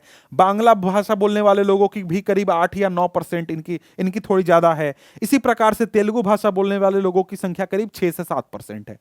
तो इनको भी यह राइट दिया गया कि आप अपने राज्य में तेलुगु भाषा में अपना काम करिए, तमिल भाषा में अपना काम करिए, आपको कोई नहीं रोकेगा, आपको कोई नहीं टोकेगा, आपको किसी से कोई लेना देना नहीं है। तो यहां पर यह चीज किया गया ना कि जो मेजोरिटी के पास पावर है वो पावर माइनॉरिटी को भी दिया गया, उनके पास भी यह चांस दिया गया कि आप अपनी मर्जी से अपने हिसाब से समाज को जी सकते हैं, अपने इलाके में रह सकते हैं। समझ गए? आगे यहां पर कहता है कि another reason why we have constitution is precisely to prevent this tyranny or domination by the majority of a minority. यहां पर एक तरीके से देखिए, आप इस पॉइंट को चौथा पॉइंट या फिर पांचवा पॉइंट अलग पॉइंट बना सकते हैं, या फिर ऊपर जो पॉइंट मैंने बताया उसमें ही ये आ सकता है, ये आपके ऊपर है। अगर आपको अलग पॉइंट बनाना है तो वो भी एक तरीके से लिख सकते हैं, या फिर ऊपर वाला पॉइंट में ही ये आ जाएगा। मतलब यहां पर यह है कि जो ऊपर हमने उदाहरण देखा उस प्रकार के मेजोरिटेरियनिज्म से, यहां पर यानी बहुसंख्यकवाद से, तो हम लोग क्या कर सकते हैं, माइनॉरिटी को बचाने के लिए भी कॉन्स्टिट्यूशन जरूरी है, कॉन्स्टिट्यूशन ये काम करता है। अब यहां पर देखिए क्या कहा गया है कि मेजॉरिटी जो है वो माइनॉरिटी को एक प्रकार से दबाएगा, या फिर जो माइनॉरिटी है उसकी बात नहीं सुनी जाएगी, इग्नोर किया जाएगा। यह दो प्रकार का हो सकता है, जिसको कहा गया है यहां पर, पहला तो आपका इंटर कम्युनिटी डोमिनेशन और दूसरा है intra community domination. Inter community domination कहने का मतलब क्या है, एक कम्युनिटी दूसरे कम्युनिटी को दबा रहा है। मतलब कि यहां पर जो हिंदी भाषा बोलने वाले लोग हैं वो क्या कर रहे हैं, तमिल भाषा बोलने वाले लोगों को दबा रहे हैं। तो ये क्या हो गया, ये आपका हो गया इंटर कम्युनिटी डोमिनेशन। या फिर धर्म के हिसाब से समझें तो जो हिंदू हैं वो मुस्लिम को दबा रहे हैं, या फिर जो मुस्लिम है वो हिंदू को दबा रहे हैं। तो ये क्या हो गया, इंटर कम्युनिटी डोमिनेशन। एक कम्युनिटी दूसरे कम्युनिटी को दबा रहा है, तो ये इंटर कम्युनिटी डोमिनेशन हो गया। दूसरा होता है इंट्रा कम्युनिटी डोमिनेशन। एक ही कम्युनिटी के कुछ लोग उसी कम्युनिटी के दूसरे लोगों को दबा रहे हैं, प्रताड़ित कर रहे हैं। उदाहरण के लिए यहां पर आप समझ सकते हैं कि हिंदी भाषा बोलने वाले कुछ लोग दूसरे हिंदी भाषा बोलने वाले लोगों को प्रताड़ित कर रहे हैं। इसी प्रकार से अगर आप समझना चाहें तो एक ही धर्म, जैसे हिंदू धर्म है, उसी में कुछ लोग हैं जो कि अपर कास्ट होते हैं, वो जाकर के दलितों को प्रताड़ित करते हैं। यह क्या हो गया, इंट्रा कम्युनिटी डोमिनेशन हो गया। तो यहां पर क्या है, इंटर कम्युनिटी और इंट्रा कम्युनिटी डोमिनेशन यहां पर आप देख सकते हैं। दो प्रकार के यहां पर डोमिनेशन है जो कि आप बात करेंगे। ठीक है, अब यहां पर आगे बढ़े तो आगे यहां पर क्या कहता है, अब यहां पर देखिए थर्ड पॉइंट बोलता है सिग्निफिकेंट रीजन। अब यहां पर देखिए सिग्निफिकेंट रीजन कहने का मतलब है कि काफी इंपॉर्टेंट रीजन है। अगर आपसे एग्जाम में 3 पॉइंट पूछता है तो आप ये 3 जो लिखे गए हैं वो लिखेंगे, 5 पूछेगा तो 5 आप बना सकते हैं। ठीक है, अब यहां पर देखिए तो कहता है कि why we need a constitution is to save us from ourselves. अब कहता है कि भाई देखो, कॉन्स्टिट्यूशन हमें क्यों चाहिए, कॉन्स्टिट्यूशन हमें चाहिए ताकि हम अपने आप को खुद से बचा सकें। मतलब कि ऐसा भी हो सकता है कि कभी हम खुद के खिलाफ ही कुछ काम कर दें। कैसे कर सकते हैं ये, इसका मतलब यह है कि भाई कई बार हमें ऐसा लगेगा, हमारा विश्वास ऐसा होगा, हमारी चाहत ऐसी होगी जो कि तुरंत तो लगेगा यार बहुत अच्छा है, लेकिन आगे जाकर के हो सकता है हमारे लिए खराब हो। जैसे उदाहरण के लिए यहां पर आपको दिया गया है, यह आपकी भी कहानी है, आपको भी ऐसा कभी कभी फील होता होगा। घर में क्या है, टीवी चल रहा है, परिवार के लोग बैठ करके टीवी देख रहे हैं, लेकिन शबनम जो है उसका टेस्ट आने वाला है, एग्जाम है, वो सोच रही है कि यार टीवी देखूं या जाकर के पढ़ाई कर लूं, क्या करूं मैं, ये सोच रही है शबनम। तो यहां पर ये शबनम जो है वो टीवी को छोड़ करके क्या करती है, जा करके पढ़ाई करती है, पढ़ाई करती है और अपना अच्छे से तैयारी करती है। तो अगर यहां पर शबनम टीवी देखेगी, मस्ती करेगी, तो नुकसान किसका होगा, शबनम का होगा। तो शबनम ने ऐसा चॉइस किया कि उसका नुकसान हो। अगर ऐसा नहीं करेगी, शबनम जाकर के पढ़ाई करेगी, तो फायदा किसका होगा, शबनम का होगा। तो यही चीज यहां पर कहता है। इसी प्रकार से हमारे समाज में भी लोग जो हैं वो ऐसे डिसीजंस ले सकते हैं जो कि तुरंत तो वो उन्हें बहुत अच्छा लगे, लेकिन आगे जाकर के लोगों के लिए वो नुकसानदायक हो। समझ गए। यही चीज कहता है कि similarly the constitution help us to protect against certain decision that we might take that could have an adverse effect on the larger principle that the country believes in. For example, it is possible that many people who live in democracy might come to strongly feel that party politics has become so acrimonious that we need a strong dictator to set this right। मतलब यहां पर देखो, हमारे देश में तुम भी सुनते होगे कि भाई जो पार्टियां होती हैं वो सब चोर होते हैं, सब नेता चोर होते हैं, बहुत करप्शन है, सब पार्टी चोर है, सब पार्टी बेकार है। ऐसा लोगों का मानना है, ठीक है, बहुत सारे लोग ऐसा मानते हैं। अब मान लो कि देश के सभी लोग ऐसा मानने लगे और बोले कि क्या करना चाहिए जी, ये बहुत प्रॉब्लम हो रहा है, क्या किया जाए, देश को कैसे सुधारा जाए। तो हमारे देश में क्या होना चाहिए, तानाशाही होनी चाहिए। हमारे देश में एक आदमी को आकर के सब नेताओं को खत्म कर देना चाहिए और देश पर राजा बन जाना चाहिए। हो सकता है कि बहुत सारे लोग ऐसा मानने लगे। तो क्या यह विचार सही है? हो सकता है कि हम अपने देश के नेताओं को देख करके कह रहे हैं कि हाँ ठीक है, इसको राजा बना देते हैं, सब नेताओं को मार देते हैं, हटा देते हैं। यह तुरंत तो अच्छा लगेगा, लेकिन 10 साल बाद जब वो तानाशाह, जब वो राजा हम ही को परेशान करने लगेगा, आम जनता को परेशान करने लगेगा, तब वो लगेगा यार ये तो गड़बड़ हो गया, भारी गड़बड़ हो गया, हमारा डेमोक्रेसी चला गया, ऐसे वैसे लगने लगेगा। यही चीज है कि यहां पर कई बार हम लोग इमोशन में आकर के ऐसे डिसीजन ले लेते हैं जो कि तुरंत हमें अच्छा लगता है, लेकिन आगे जाकर के हमारे लिए वो नुकसानदेह है। इसीलिए यहां पर एक अच्छा कॉन्स्टिट्यूशन वो होता है जो कि आसानी से कॉन्स्टिट्यूशन में चेंजेस नहीं होने देता, कॉन्स्टिट्यूशन में आसानी से छेड़छाड़ नहीं कर सकते हैं, बेसिक प्रिंसिपल्स को नहीं चेंज कर सकते हैं। जब ऐसा कॉन्स्टिट्यूशन होगा ना, तब हम उसे अच्छा कॉन्स्टिट्यूशन बोलते हैं। जैसे कि हमारे देश में अगर आपको कॉन्स्टिट्यूशन में चेंज करना है तो उसके बहुत लेंदी प्रोसेस होते हैं, बहुत तामझाम करके कॉन्स्टिट्यूशन में कुछ भी चेंज होता है, इतनी आसानी से चेंज नहीं किया जा सकता है। इस तरीके से यहां पर हमारा जो कॉन्स्टिट्यूशन है वो हमें बचाता है। अब इसका उदाहरण आपको समझना है, तो उदाहरण क्या है भाई, पाकिस्तान। ये व्यक्ति को पहचान रहे हैं, ये कौन है, ये परवेज मुशर्रफ हैं। पाकिस्तान के प्रेसिडेंट हुआ करते थे, पाकिस्तान के आर्मी जनरल हुआ करते थे। पाकिस्तान कहां है आप सबको पता होगा, नहीं पता तो यहां देख लीजिए, पाकिस्तान है हमारे भारत के बगल में है, ठीक है। अब इनकी क्या कहानी है, इनकी कहानी यह है कि 1999 में 1999 में इन्होंने क्या किया, अपने देश में जो सरकार थी और उस समय नवाज शरीफ पाकिस्तान के प्रधानमंत्री थे, उनकी सरकार का तख्ता पलट कर दिया। मतलब कि प्रधानमंत्री को उनके पद से हटा दिया और एक प्रकार से खुद पावर में आ गए, खुद सत्ता में आ गए। कोई पद नहीं संभाला, कोई दूसरा ऑर्गेनाइजेशन बनाया था, नाम मुझे ध्यान में नहीं है, बता दूंगा बाद में। मतलब कि पावर इनके हाथ में आ गया।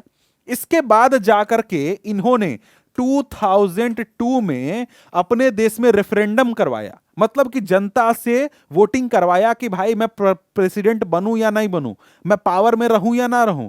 तो लोगों ने वोट दे करके बोल दिया कि हाँ जी आप पावर में रहिए, आप प्रेसिडेंट बन जाइए। और ये क्या बन गए, पाकिस्तान के प्रेसिडेंट बन गए, ठीक है। अब प्रेसिडेंट बन गए तो यहां पर क्या हुआ, कैसे बने, लोगों ने वोट दिया, लोगों ने इनको प्रेसिडेंट बना दिया।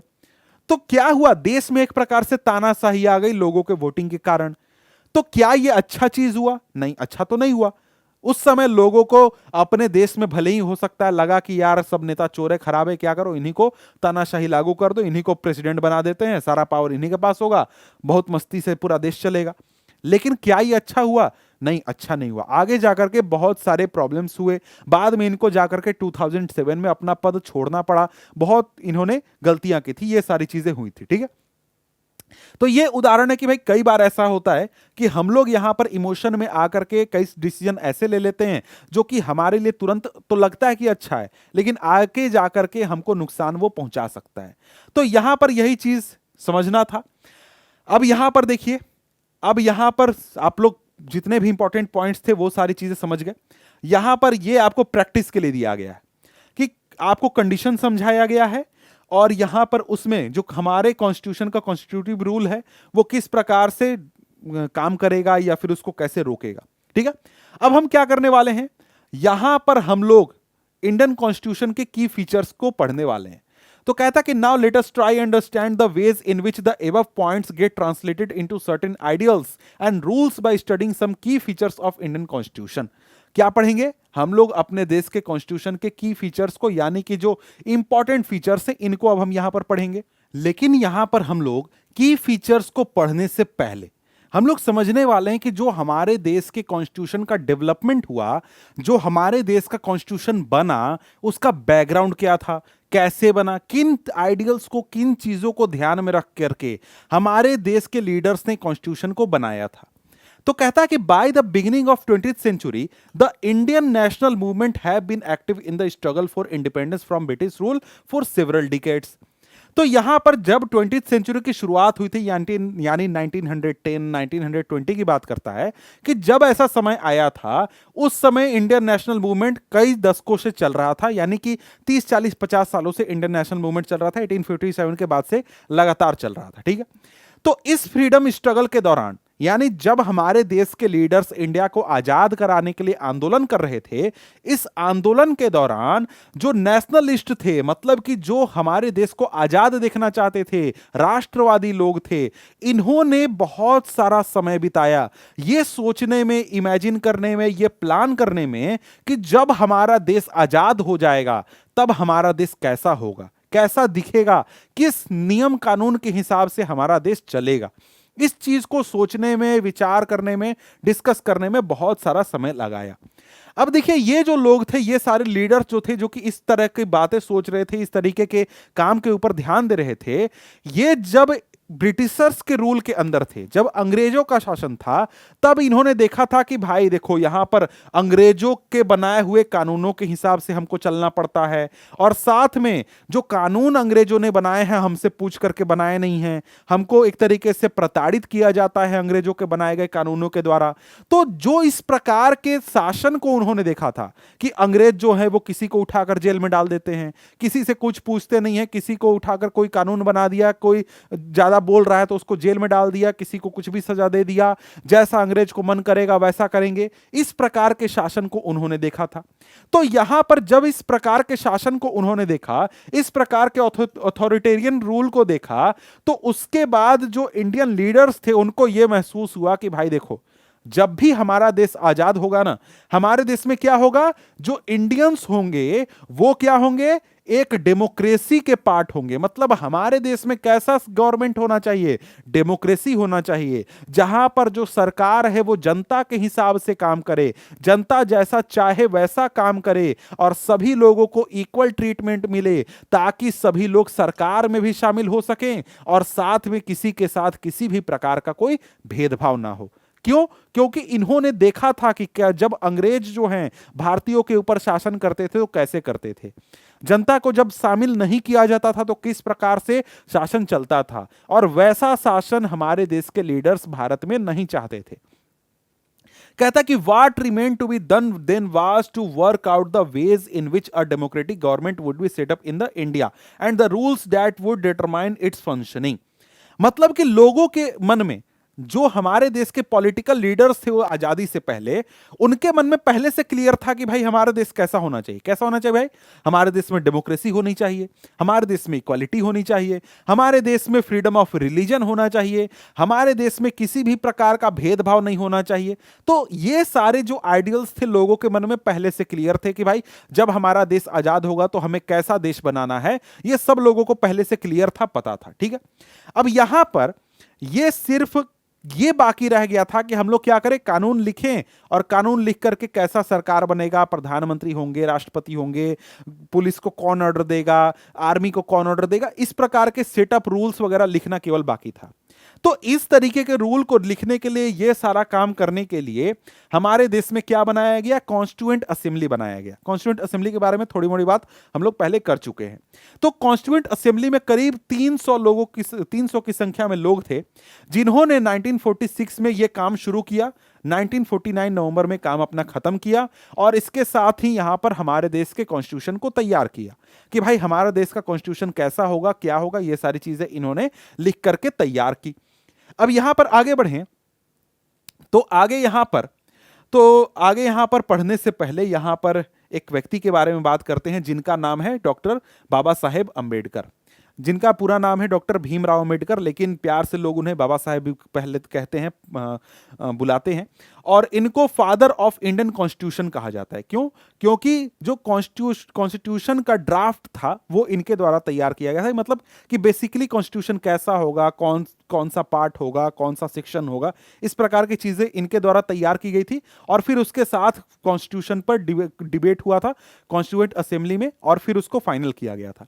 अब यहां पर जो बाबा साहेब अम्बेडकर थे, इनकी मदद से ही, इनके कॉन्स्टिट्यूशन बनाने की वजह से या फिर इनके कॉन्स्टिट्यूएंट असेंबली में शामिल होने की वजह से हमारे देश में जो शेड्यूल कास्ट के लोग हैं, जिनके साथ कई सदियों से बहुत तरीके से भेदभाव होता आया है, उनको बहुत सारे अधिकार वगैरह मिले, जिसकी वजह से वो आगे बढ़ नहीं पाए। ठीक है। और इसके बाद इन्होंने कहा कि देखो भाई, हमारे देश के जो शेड्यूल कास्ट के लोग हैं, आप लोगों को पढ़ना चाहिए, लिखना चाहिए, आगे बढ़ना चाहिए, और साथ ही क्या करना चाहिए? सरकार का हिस्सा बनना चाहिए, ताकि आप अपना पॉलिटिकल जो पावर है उसको प्राप्त कर सके। ठीक है। तो यहां पर अगर हम लोग देखें, आगे देखते हैं, तो आगे यहां पर क्या कहता है? आगे यहां पर कहता है कि देखो भाई, हमारे देश के जो पॉलिटिकल लीडर्स थे, उनको क्लियर था कि भाई हमें कैसा देश बनाना है।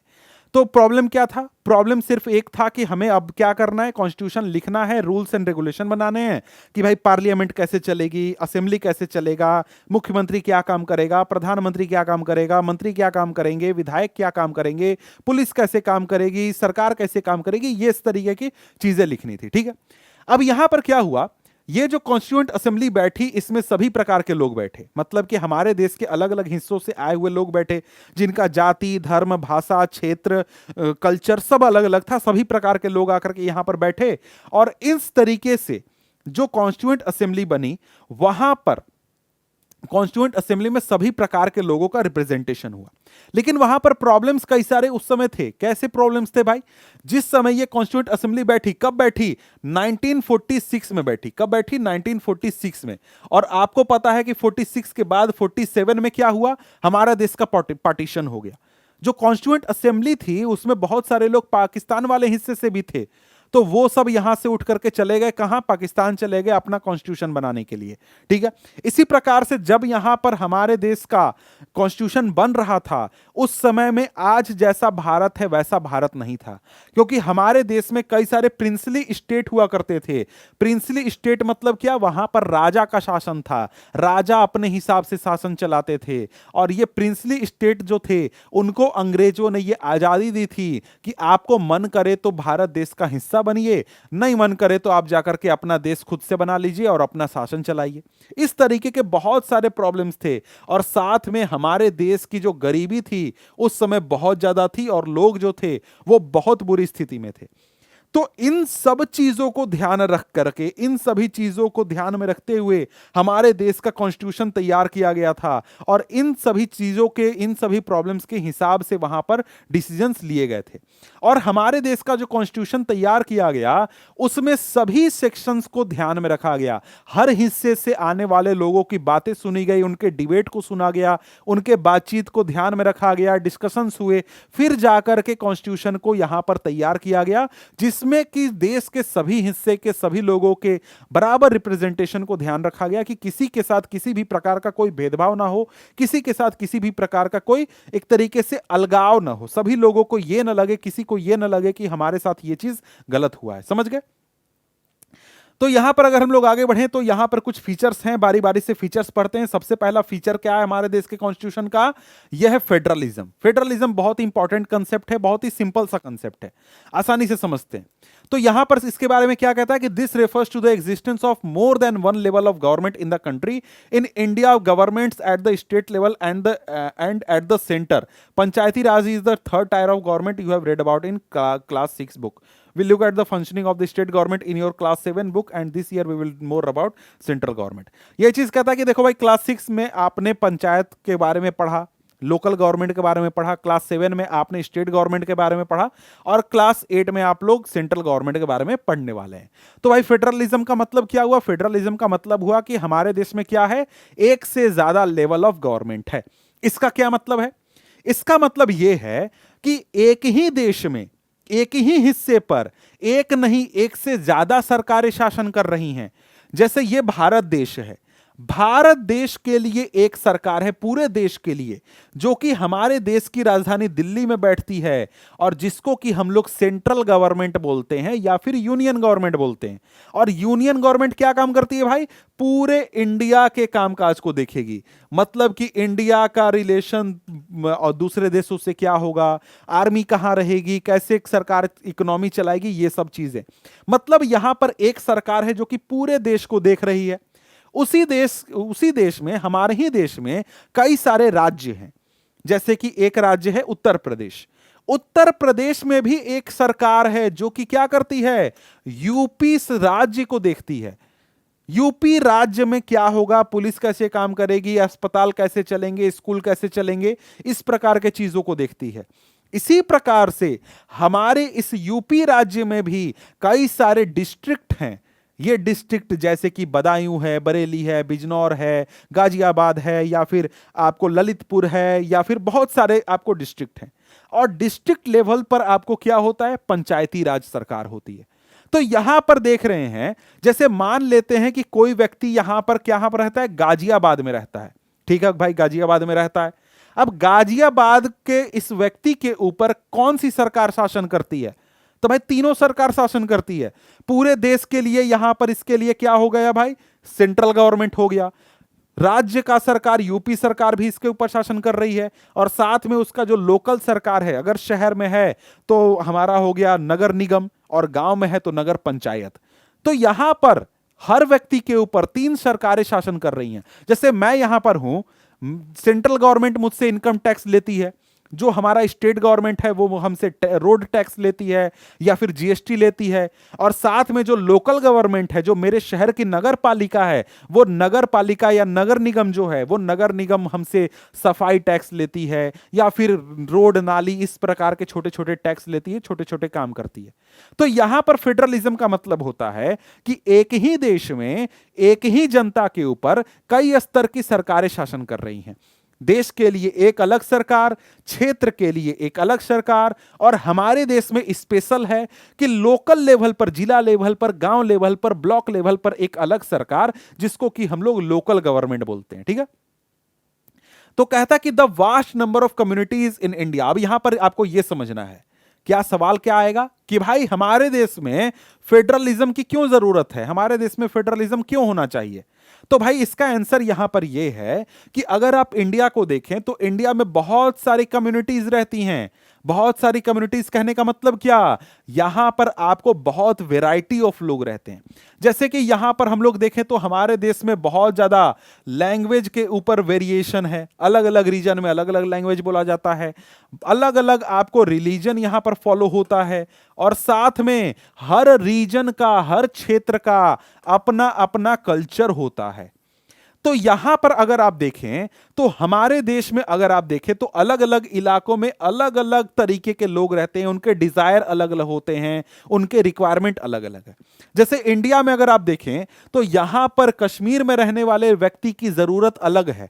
उसका धर्म अलग है, उसकी जाति अलग है, उसका भाषा अलग है, उसका जो क्लाइमेट है वो अलग है, जमीन की क्वालिटी अलग है, हर चीज अलग है.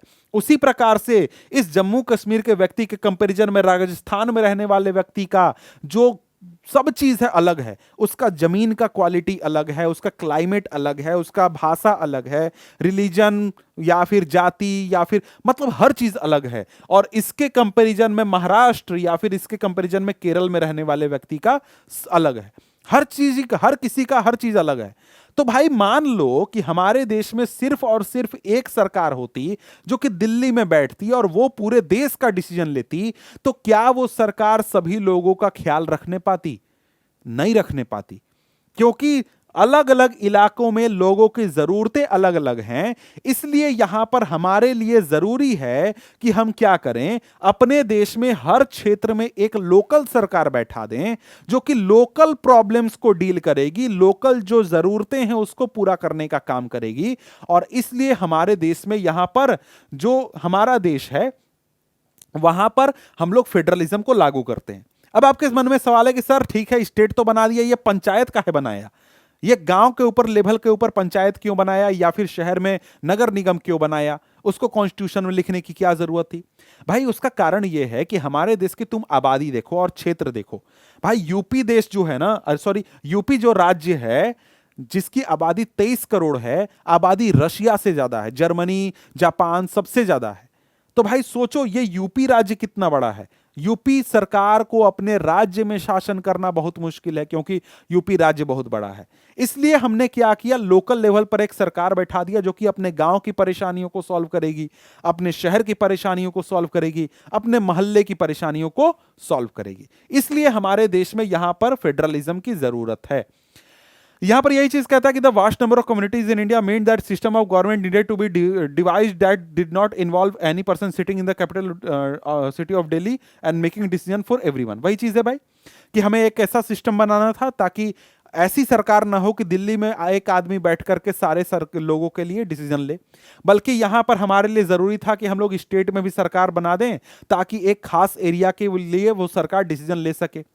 यहां पर जैसे हमारे देश में फेडरलिज्म है, फेडरलिज्म का मतलब यह होता है कि हमारे देश में जो सरकारें हैं, चाहे वो सेंट्रल गवर्नमेंट हो, स्टेट गवर्नमेंट हो और या फिर पंचायत गवर्नमेंट हो, ये सभी सरकारें अपना अपना काम करती हैं। एक सरकार दूसरे सरकार के काम में दखल नहीं देगा। सेंट्रल गवर्नमेंट स्टेट गवर्नमेंट को ऑर्डर नहीं दे सकता है, ऑर्डर स्टेट गवर्नमेंट पंचायत के गवर्नमेंट को ऑर्डर नहीं दे सकता है। समझ गए? तो इस प्रकार से सभी सरकारें अपना अपना काम करती हैं, सभी सरकारें अपना ऑटोनॉमी इंजॉय करती हैं, सभी सरकारों को यह आजादी होती है कि वो अपने हिसाब से, अपने जरूरत के हिसाब से काम करे। और इसके साथ ही हमारे देश में जो कॉन्स्टिट्यूशन है उसमें इस चीज को साफ साफ लिखा गया है। क्या लिखा गया है? कि भाई यहां पर जो सेंट्रल गवर्नमेंट है वो क्या काम करेगी, स्टेट गवर्नमेंट क्या काम करेगा और साथ में लोकल गवर्नमेंट क्या काम करेगा। जैसे कि हमारे देश में जो कॉन्स्टिट्यूशन है उसमें कुछ लिस्ट दिए गए हैं। समझ गए? लिस्ट में जैसे कि यहां पर यूनियन लिस्ट है, पहला यूनियन लिस्ट, दूसरा स्टेट लिस्ट और तीसरा एक लिस्ट है जिसको कि हम लोग कॉन्करेंट लिस्ट बोलते हैं। इसमें क्या होता है, यूनियन लिस्ट में जिन टॉपिक्स का नाम लिखा गया है, जैसे कि हमारे देश की आर्मी हो गया, इंटरनेशनल रिलेशन हो गया, इसके साथ ही इंडिया की इकोनॉमी हो गई, ये सब टॉपिक्स के नाम यूनियन लिस्ट में लिखे गए हैं। मतलब क्या? मतलब कि इन टॉपिक्स के ऊपर डिसीजन सिर्फ और सिर्फ हमारे देश की केंद्र सरकार ले सकती है, स्टेट गवर्नमेंट उसके ऊपर डिसीजन नहीं लेगा। इसी तरीके से स्टेट लिस्ट में कुछ टॉपिक्स के नाम लिखे गए हैं, जैसे कि यहां पर हमारा पुलिस हो गया, पुलिस के अलावा यहां पर हमारा एग्रीकल्चर हो गया, एजुकेशन हो गया, हेल्थ हो गया, इस तरीके की चीजें लिखी हुई हैं जिसके ऊपर डिसीजन सिर्फ और सिर्फ स्टेट गवर्नमेंट ले सकती है, सेंट्रल गवर्नमेंट उसके ऊपर दखल नहीं दे सकती है। इसी प्रकार से हमारे देश में एक कंकरेंट लिस्ट है जिसके ऊपर हमारे देश के यूनियन और स्टेट दोनों गवर्नमेंट डिसीजन ले सकते हैं, और फिर अगर दोनों डिसीजन लेंगे तो सेंट्रल गवर्नमेंट की बात मानी जाएगी, स्टेट गवर्नमेंट की नहीं मानी जाएगी।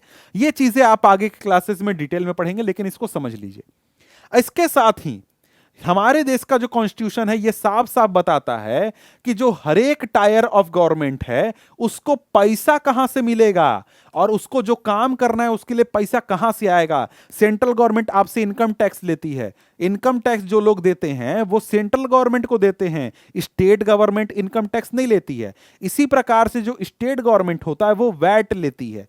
अब तो जीएसटी आ गया तो वैट वगैरह खत्म हो गया, लेकिन यहां पर क्या है, स्टेट गवर्नमेंट का अपना शेयर ऑफ टैक्स है, उसको सेंट्रल गवर्नमेंट नहीं छेड़खानी कर सकती है। समझ गए? तो यहां पर सिंपली बात यह है कि हर सरकार अपना काम करती है, पैसा कहां से आएगा यह भी तय है, सब चीज तय है। ठीक है, इसके बाद दूसरा देखते हैं। दूसरा है पार्लियामेंट्री फॉर्म ऑफ गवर्नमेंट। मतलब क्या? मतलब हमारे देश में पार्लियामेंट्री फॉर्म ऑफ गवर्नमेंट है। इसका क्या मतलब होता है? मतलब यहां पर यह है कि यहां पर जो हमारे देश में जो सरकारें हैं, चाहे वो सेंट्रल गवर्नमेंट हो चाहे स्टेट गवर्नमेंट हो, यहां तक कि पंचायत भी, यहां पर आपको इलेक्टेड इलेक्टेड रिप्रेजेंटेटिव आकर के बैठते हैं, इलेक्टेड रिप्रेजेंटेटिव आकर के सरकार चलाते हैं। अगर यहां पर देखें तो हमारे देश में जो सेंट्रल गवर्नमेंट है वहां पर आपको पता होगा कि भाई पार्लियामेंट होती है, संसद होती है, जिसके मेंबर्स को हम लोग मेंबर ऑफ पार्लियामेंट बोलते हैं। इसी प्रकार से स्टेट्स में लेजिस्लेटिव असेंबली होती है, जहां पर जो लीडर्स चुन करके आते हैं वो कहलाते हैं MLA, member of legislative assembly कहलाते हैं। ठीक है, इसी प्रकार से आप लोग अगर गांव में देखें तो गांव में मुखिया, सरपंच, जिला परिषद वगैरह होते हैं, जो कि वहां पर क्या करते हैं, लोकल लेवल पर सरकार चलाने का काम करते हैं। ठीक है, तो यहां पर यही चीज है कि हमारे देश में पार्लियामेंट्री फॉर्म ऑफ डेमोक्रेसी है, यानी कि यहां पर जो कॉन्स्टिट्यूशन है वो एक प्रकार से यह बताता है कि जो हर एक लेवल ऑफ गवर्नमेंट होगा वहां पर चुने हुए लोग आकर के बैठेंगे और जो चुने हुए लोग हैं वही सरकार चलाने का काम करेंगे। और हमारे देश में इस सरकार को चुनने के लिए, यानी कि जो लीडर्स चुन करके आएंगे उनको चुनने के लिए क्या सिस्टम है, तो हमारे देश में सिस्टम है यूनिवर्सल एडल्ट सफरेज का।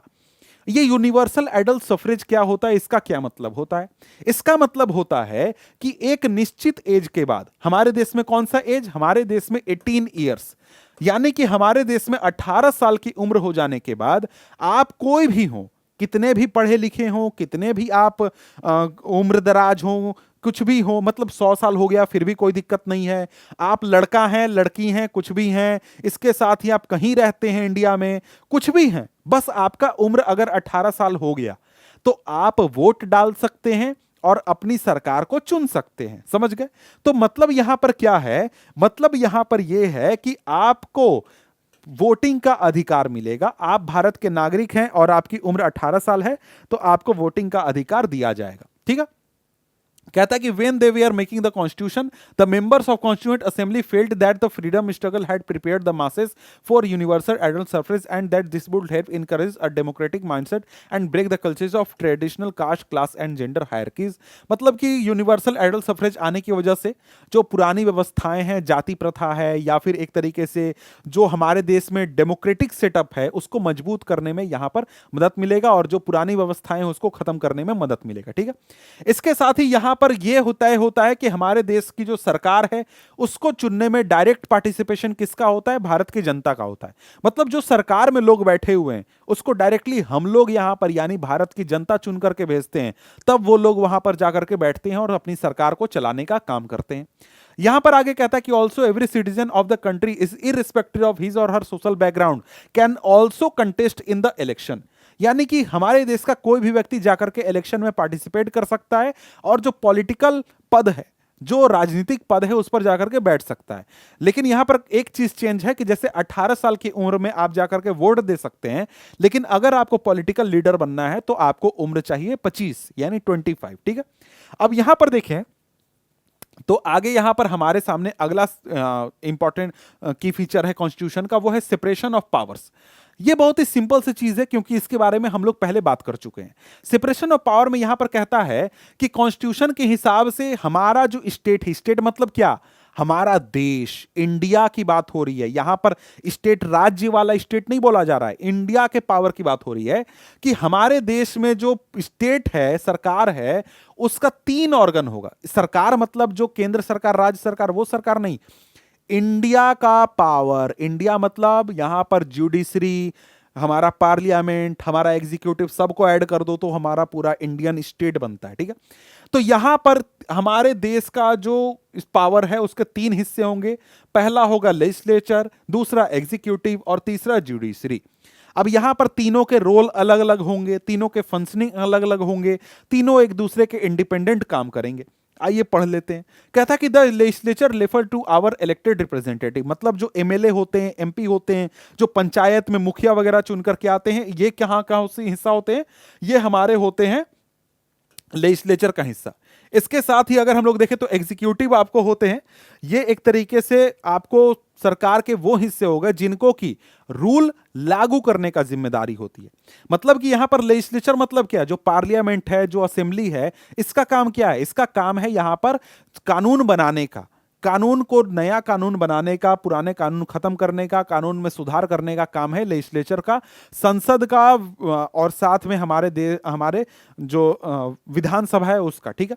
और यहां पर जो एग्जीक्यूटिव होता है, एग्जीक्यूटिव में कौन आ गया? एग्जीक्यूटिव में हमारे देश के प्रेसिडेंट आ गए, हमारे देश के मंत्री आ गए, हमारे देश के जो यहां पर मुख्यमंत्री, प्रधानमंत्री होते हैं, ये सब आ जाते हैं, और साथ में ब्यूरोक्रेसी भी इसी में इंक्लूडेड होती है। तो यहां पर ये आ जाते हैं आपको एग्जीक्यूटिव में, जिनका काम होता है लॉज को इंप्लीमेंट कराना और साथ में सरकार चलाना, ठीक है। इसके बाद बात करें तो थर्ड आ जाता है हिस्सा जुडिशरी। जुडिशरी का मतलब यहां पर क्या हुआ भाई? जुडिशरी मतलब जस्टिस प्रोवाइड करने का काम करता है, और साथ में यहां पर लॉ का प्रॉपर इंप्लीमेंटेशन हो रहा है या नहीं, कहीं कोई कानून तोड़ा गया है या नहीं, यह चेक करने का काम यहां पर जुडिशरी का होता है, ठीक है। अब यहां पर देखिए हमारे देश में ये जो 3 हिस्से किए गए, ये क्यों किए गए? तीनों एक दूसरे से इंडिपेंडेंट क्यों हैं? इसका कारण यहां पर यह है कि यहां पर हमारे देश में जो ये तीनों अंग हैं, ये इनमें से कोई भी अपने पावर का मिसयूज ना करे, इसके लिए यहां पर तीनों को अलग अलग रखा गया है।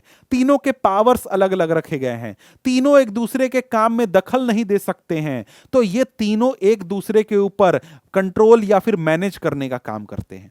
मतलब कि अगर यहां पर असेंबली या फिर पार्लियामेंट कोई कानून बना दे जो कि सही नहीं है, तो उसको जुडिशरी खत्म कर देगा। अगर यहां पर एग्जीक्यूटिव कोई ऐसा डिसीजन लेता है जो कि देश के लिए सही नहीं है, तो वहां पर पार्लियामेंट उसको पावर से हटा देगा, सरकार को हटा देगा, वहां पर वोटिंग वगैरह करवा करके। इसी प्रकार से जुडिशरी कभी कोई गलत डिसीजन लेती है, तो उसके लिए यहां पर पार्लियामेंट और एग्जीक्यूटिव यहां पर प्रेजेंट है। मतलब यहां पर यह है कि हमारे देश का जो तीनों ऑर्गन है, वो एक दूसरे के ऊपर चेक एंड बैलेंसेस का काम करता है, कि यहां पर कोई भी अपने पावर का मिसयूज ना करे, गलत इस्तेमाल ना करे। अब यहां पर देखें तो यही चीज समझाया गया जो स्टेट में आपको समझा रहा हूं। कहता कि the word state is often used in this chapter, this does not refer to state government. State government, state जो शब्द बार बार आ रहा है, स्टेट गवर्नमेंट उसका मतलब नहीं है। इसका मतलब यहां पर यह है कि यहां पर हम लोग पूरे इंडिया की बात कर रहे हैं। मतलब कि जो सोवरेन यहां पर जो हमारा देश है, देश का जो पावर है, उसकी बात यहां पर हम लोग कर रहे हैं, ठीक है। सबको कंबाइन करके, सबको मिला करके। तो हम लोग समझ गए सेपरेशन ऑफ पावर क्या होता है। अब इसके बाद यहां पर है फंडामेंटल राइट्स। फंडामेंटल राइट्स की बात करें तो फंडामेंटल राइट जो है हमारे देश की आत्मा या फिर हमारे देश की चेतना, हम लोग कह सकते हैं हमारे कॉन्स्टिट्यूशन का चेतना या आत्मा इसको कहा गया। क्यों? क्योंकि जो हमको अधिकार मिलते हैं, जो बेसिक अधिकार मिलते हैं, जिसके तहत हम लोग सरकार के पावर से या फिर किसी व्यक्ति के पावर से खुद को बचाते हैं, वो हमें फंडामेंटल राइट से ही मिलते हैं। जब हमारे देश में अंग्रेजों का शासन था, उस समय यहां पर जो लीडर्स थे हमारे इंडिया के, उन्होंने महसूस किया कि भाई अगर सरकार के पावर के ऊपर लगाम ना हो या फिर पावरफुल लोगों के पावर के ऊपर लगाम ना हो, तो लोगों को प्रताड़ित किया जा सकता है, उनके साथ गलत व्यवहार हो सकता है। तो उस चीज को रोकने के लिए यहां पर यह तय किया गया कि हमारे देश में क्या होगा, हमारे देश में रिटन राइट्स होंगे, लिखे हुए अधिकार होंगे, फंडामेंटल राइट्स होंगे, जो कि हर व्यक्ति को दिए जाएंगे, ताकि यहां पर जब देश आजाद हो तो हमारे देश के लोग भी साथ में आजाद हो जाएं, उनको भी कुछ अधिकार मिल सके। तो भाई फंडामेंटल राइट क्या काम करता है? फंडामेंटल राइट हमारे देश के सिटीजन्स को आर्बिट्री और एब्सोल्यूट पावर से प्रोटेक्ट करता है। आर्बिट्री का मतलब क्या हुआ? मतलब कि बिना सोचे समझे, ऐसे ही बिना कोई नियम कानून के, कि भाई वो आदमी ठीक नहीं लग रहा है उसको जेल में डालो, वो आदमी ठीक बहुत अच्छा लग रहा है उसको इनाम दे दो, क्या करो उसको उठा करके जंगल में फेंक दो। इस प्रकार का जो पावर है, ऐसा यहां पर ना हो। हर व्यक्ति के साथ सही व्यवहार हो, किसी भी व्यक्ति के साथ किसी भी तरीके से गलत व्यवहार ना हो, इस चीज से यहां पर फंडामेंटल राइट हमारा बचाता है।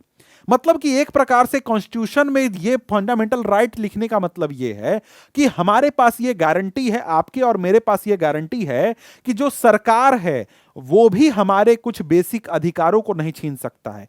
यानी कि बिना कारण से मुझसे आजादी नहीं छीनी जा सकती है। अगर सरकार कुछ गलत करती है तो मैं खुलकर विरोध कर सकता हूं, बोल सकता हूं, मुझे कोई नहीं रोक सकता है। इसके साथ ही मैं अपने धर्म को फॉलो कर सकता हूं, मैं कहीं भी जाकर के इंडिया में घूम सकता हूं। इन चीजों से मुझे नहीं रोका जा सकता है, क्योंकि कॉन्स्टिट्यूशन हमें इस चीज की गारंटी देता है। इसी प्रकार से कोई दूसरा व्यक्ति हमारे इन अधिकारों को नहीं छीन सकता है, हमें प्रताड़ित नहीं कर सकता है। यानी कि हमारी ये गारंटी है, हमें ये गारंटी मिली है कि हम ये काम नहीं करेंगे, मतलब कोई दूसरा हमारे साथ ये नहीं करेगा। अब यहां पर देखिए, तो यहां पर बात यह है कि सिर्फ ये इंडिविजुअल राइट की बात नहीं है। ऐसा नहीं है कि सिर्फ आपको और मुझे ये अधिकार दिए गए। हमारा देश जब बन रहा था उस समय यह भी देखा गया कि हमारे देश में बहुत सारे कम्युनिटीज ऐसे हैं जो कि माइनॉरिटी हैं, मतलब जिनकी संख्या बहुत कम है। तो उनके राइट्स को प्रोटेक्ट करने के लिए, उनके अधिकारों को बचाने के लिए भी हमारे देश में, हमारे कॉन्स्टिट्यूशन में ये फंडामेंटल राइट्स काम करते हैं। समझ गए कि जो फंडामेंटल राइट्स हैं वो एक प्रकार से माइनॉरिटी के राइट्स को बचाने का भी काम करते हैं, जिनकी संख्या कम है उनके अधिकारों को भी बचाने का काम करते हैं। तो यहां पर डॉक्टर बाबा साहेब अम्बेडकर जो थे, उन्होंने फंडामेंटल राइट्स में कहा, फंडामेंटल राइट्स के बारे में कहा था कि इसका ऑब्जेक्टिव टू फोल्ड है। मतलब दो यहां पर इसके मेन टारगेट है फंडामेंटल राइट्स के। मतलब एक तरीके से इसको यूज करने का या फिर प्राप्त करने का दो टारगेट हो सकता है। पहला तो यह है कि हर व्यक्ति के पास यह पावर होगा, ये पावर होना चाहिए और होगा कि वो अपने फंडामेंटल राइट्स को क्लेम कर सकता है। और साथ में ये जो राइट्स हैं ये पूरे सरकार के ऊपर, किसी भी व्यक्ति के ऊपर जिसके पास पावर है उसके ऊपर लागू होते हैं। वो इन फंडामेंटल राइट्स को किसी भी तरीके से, किसी भी आधार पर छीन नहीं सकता है या फिर एक प्रकार से उसको खत्म नहीं कर सकता है। यहां पर हमारे देश के संविधान में फंडामेंटल राइट्स के अलावा एक और प्रिंसिपल दिया गया है जो कि है DPSP, directive principle of state policy. यहां पर यह हमारे देश का कानून नहीं है। ऐसा नहीं है कि इसको लागू करना जरूरी है, नहीं, ये एक तरीके से कॉन्स्टिट्यूशन में लिखा गया है ताकि हमारे देश की आने वाली सरकारों को सलाह दिया जा सके कि आप लोगों को क्या करना चाहिए, क्या नहीं करना चाहिए। मतलब कि ये जो डीपीएसपी है ये एक तरीके से सलाह देने के लिए है। जब संविधान बनाने वाले जो लोग थे, उन्होंने संविधान बनाते समय इसको कानून नहीं बनाया, लिख दिया, बोला कि भाई आप देखिए इन आइडियल्स को लेकर के आप क्या करेंगे, सरकार चलाएंगे, देश चलाएंगे। मतलब क्या, जैसे उदाहरण के लिए देश में पॉवर्टी को कम करना है, देश में इक्वालिटी को प्रमोट करना है, देश में इकोनॉमिक इक्वालिटी लानी है। इस प्रकार की चीजों के ऊपर यहां पर बात की गई कि भाई आपको क्या करना है, मतलब कैसे आप समाज को बेहतर बनाएंगे, समाज में क्या आपका टारगेट होगा, सरकार का क्या टारगेट होगा, इस चीज के ऊपर यहां पर लिखा गया, बात किया गया। ठीक है, तो हम लोग क्या करते हैं, यहां पर जो फंडामेंटल राइट्स हैं उनको देख लेते हैं। यहां पर कुल मिलाकर 6 फंडामेंटल राइट्स दिए गए हैं। कौन कौन से? पहला है राइट टू इक्वालिटी, दूसरा है राइट टू फ्रीडम, तीसरा है राइट अगेंस्ट एक्सप्लॉयटेशन, चौथा है right to freedom of religion, पांचवा है कल्चरल एंड एजुकेशनल राइट, और यहां पर छठा है राइट टू कॉन्स्टिट्यूशनल रेमेडीज। इनको बारी बारी से हम लोग डिटेल से समझते हैं, पढ़ते हैं। यहां पर पहला हमारे सामने आ गया right to equality. Right to equality बहुत ही सिंपल है कि भाई कानून के सामने सभी लोग बराबर हैं, चाहे वो प्रधानमंत्री हो, आप हैं, मैं हूं, कोई भी हो, कानून के सामने बराबर हैं। कानून सभी के ऊपर बराबर रूप से लागू होगा, और साथ में यहां पर किसी भी व्यक्ति के साथ किसी भी प्रकार का डिस्क्रिमिनेशन नहीं होगा। मतलब ना तो जाति के नाम पर, ना तो धर्म के नाम पर, भाषा के नाम पर, क्षेत्र के नाम पर, जन्म के आधार पर, किसी भी आधार पर किसी भी व्यक्ति के साथ आप भेदभाव नहीं करेंगे, नहीं कर सकते हैं। यह चीज यहां पर हमारे इस कॉन्स्टिट्यूशन का मतलब है, मतलब राइट टू इक्वालिटी का मतलब है।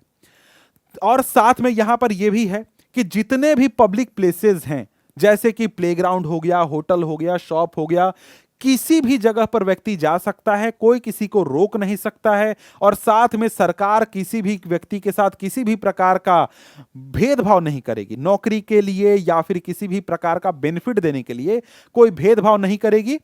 और कुछ कंडीशंस वहां पर रखे गए हैं, उन कंडीशन को छोड़ करके।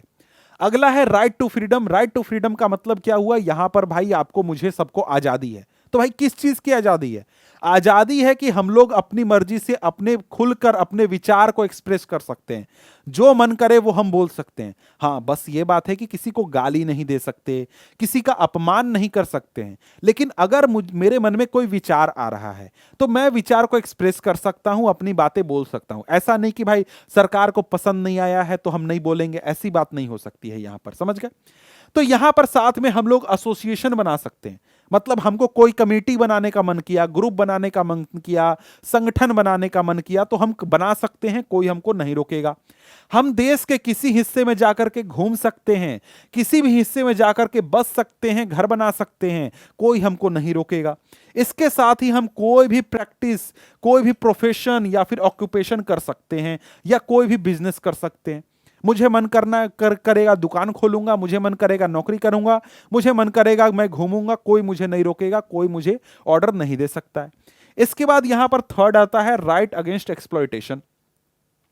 राइट अगेंस्ट एक्सप्लॉयटेशन का कहने का मतलब यहां पर यह है कि हमारे देश में 14 साल से कम के जो बच्चे हैं उनसे आप फोर्स्ड लेबर नहीं करवा सकते हैं, जबरदस्ती काम नहीं करवा सकते। मतलब क्या, काम ही आप नहीं करवा सकते हैं। अगर आप कोई फैक्ट्री चला रहे हैं, दुकान चला रहे हैं, किसी भी प्रकार से कोई ऑर्गेनाइजेशन चला रहे हैं, तो वहां पर आप 14 साल से कम के व्यक्ति को नौकरी पर हायर नहीं कर सकते हैं। अगर करेंगे तो आपको जेल हो जाएगा। इसके साथ ही यहां पर आप ह्यूमंस का या फिर चिल्ड्रन का आप ट्रैफिकिंग नहीं कर सकते हैं। मतलब लोगों को बेचने खरीदने का काम, कहीं पर जबरदस्ती काम करवाने का काम आप नहीं कर सकते हैं। ये सब चीजें यहां पर बेसिक राइट के रूप में ऐड की गई हैं। इसके साथ ही चौथा राइट यहां पर यह है freedom of right to freedom of religion, यानी लोगों को धार्मिक आजादी दी गई है कि भाई जितने भी सिटीजन्स हैं उनको यह आजादी है कि वो अपने धर्म को, अपने रिलीजन को प्रैक्टिस कर सकते हैं, प्रोफेस कर सकते हैं, प्रोपेगेट कर सकते हैं। मतलब चाहे तो उसको फॉलो करें, चाहे तो उसका प्रचार करें, चाहे तो उसको उसमें इंडल्ज हो जाएं, जो उनको मन है वो करें। कोई दूसरा व्यक्ति उनको फोर्स नहीं कर सकता है, ऑर्डर नहीं दे सकता है, कुछ नहीं कर सकता है। इसके साथ यहां पर पांचवा राइट है कल्चरल एंड एजुकेशनल राइट। यहां पर जो हमारा कॉन्स्टिट्यूशन है ये कहता है कि जितने भी माइनॉरिटीज हैं उनको ये अधिकार दिए जाते हैं कि वो अपने रिलीजियस या फिर लिंग्विस्टिक अपने कल्चर को बचाने के लिए, कल्चर को प्रोटेक्ट करने के लिए अपने खुद के एजुकेशनल इंस्टीट्यूशंस खोल सकते हैं, ताकि वो अपने कल्चर को प्रिजर्व कर सकें या फिर डेवलप कर सकें। समझ गए? मतलब कि जो माइनॉरिटीज हैं उनके कल्चर को प्रोटेक्ट करने के लिए उनको यह आजादी दी गई है कि वो अपने खुद के एजुकेशनल इंस्टीट्यूशंस खोल सकते हैं। इसके बाद यहां पर छठा और लास्ट है राइट टू कॉन्स्टिट्यूशनल रेमेडीज। ये एक तरीके से हम कह सकते हैं कि सबसे इंपॉर्टेंट हमारा फंडामेंटल राइट है।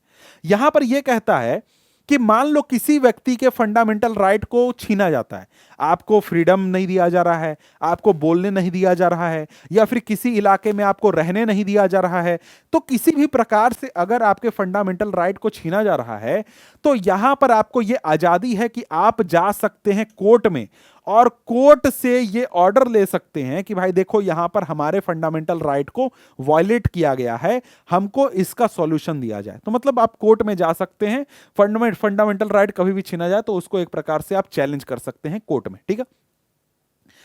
तो यहां पर अगर हम लोग देखें तो यहां पर ये क्वेश्चन पूछा जा रहा है which fundamental right will be following situation violate. इन सभी सिचुएशन में कौन सा फंडामेंटल राइट वायलेट हो रहा है। If a 13-year-old child in working in a factory manufacturing carpet, 13 साल की बच्ची है, 13 साल का बच्चा है जो कि यहां पर फैक्ट्री में काम कर रहा है, तो जरा सा यहां देखो third number right against exploitation. इसी प्रकार से जो दूसरे यहां पर आपको क्वेश्चंस पूछे गए हैं इनमें जरा सा वीडियो पॉज करके चेक करो कि भाई कौन सा यहां पर फंडामेंटल राइट वायलेट हो रहा है और खुद से आंसर करने की कोशिश करो, ठीक है। तो आगे बढ़ते हैं। आगे यहां पर क्या है भाई, आगे हमारा लास्ट और एक इंपॉर्टेंट, हमारा जो इंपॉर्टेंट की फीचर है हमारे कॉन्स्टिट्यूशन का वो है सेक्युलरिज्म। सेक्युलरिज्म मतलब कि हमारा देश किस चीज में बिलीव करता है, सेक्युलरिज्म में बिलीव करता है। मतलब क्या, मतलब यहां पर हमारा देश का जो सरकार है, सरकार मतलब क्या, सरकार का कोई भी अंग, जुडिशरी, एग्जीक्यूटिव, लेजिस्लेचर, कोई भी ऑफिशियली किसी भी रिलीजन को प्रमोट नहीं करता है, किसी भी रिलीजन को फॉलो नहीं करता है। सरकार धर्म से अलग है और सरकार धर्म के कामों में इन्वॉल्व नहीं होगी और वो किसी भी धर्म को या तो फॉलो नहीं करेगी या तो उसको प्रमोट नहीं करेगी, कुछ भी नहीं करेगी। धर्म से सरकार अलग रहेगी, सेकुलरिज्म यहां पर ये प्रिंसिपल है हमारे देश के कॉन्स्टिट्यूशन का। तो ये यहां पर आपके चैप्टर के जितने भी की फीचर्स थे कॉन्स्टिट्यूशन के वो क्लियर हो गए। कॉन्स्टिट्यूशन क्यों होना चाहिए वो सारे पॉइंट्स क्लियर हो गए, तो सभी चीजें क्लियर हो गई। अब यहां पर देखिए आपको एक्स्ट्रा एक तरीके से रैप अप चैप्टर का यहां पर किया जा रहा है। यहां पर कहा जा रहा है कि देखो आप अब समझ रहे होंगे कि जो किसी भी देश का कॉन्स्टिट्यूशन बनता है उसमें उस देश के हिस्ट्री का बहुत इंपॉर्टेंट रोल होता है। जैसा देश के लोगों ने महसूस किया है, फील किया है, जैसी स्थिति उन्होंने देखी है, उस हिसाब से देश अपने कॉन्स्टिट्यूशन को बनाते हैं। कहता है कि the constitution plays important role in laying out the ideal that we would like to live on the citizen of country to adhere to. ये सब चीजें हम लोग पढ़ चुके हैं। यही सारी चीजें हैं कि भाई देखो कॉन्स्टिट्यूशन बहुत इंपॉर्टेंट होता है, जैसा हम समाज चाहते हैं वैसा बनाने में बहुत इंपॉर्टेंट रोल अदा करता है। ये सारी चीजें हम लोग पढ़ चुके हैं, कुछ एक्स्ट्रा यहां पर ये नहीं है, ठीक है। तो ये सारी चीजें हो गई, चैप्टर हमारा समाप्त हो गया। यहां पर बहुत सारे इमेजेस भी आपके चैप्टर के दिए गए हैं, मतलब कॉन्स्टिट्यूएंट असेंबली में अलग अलग लोग यहां पर देख रहे हैं कि हमारे कॉन्स्टिट्यूशन पर सिग्नेचर कर रहे हैं जब ये फाइनल कॉन्स्टिट्यूशन तैयार हुआ था। ये सारे तस्वीरें यहां पर देखिए, जैसे महात्मा गांधी हैं और भी लोग हैं, शायद महात्मा गांधी नहीं है, सरदार वल्लभ भाई पटेल हैं, ठीक है, मैंने शायद गलत बोल दिया, ठीक है, कोई बात नहीं है, हम आगे बढ़ते हैं। आगे यहां पर हमारे सामने क्या है, चैप्टर समाप्त हो गया है, एक्सरसाइजेज हैं, इसको यहां पर तो हम लोग कर नहीं रहे हैं। तो मिलते हैं हम अगले वीडियो में अगले चैप्टर के साथ, तब तक के लिए गुड बाय।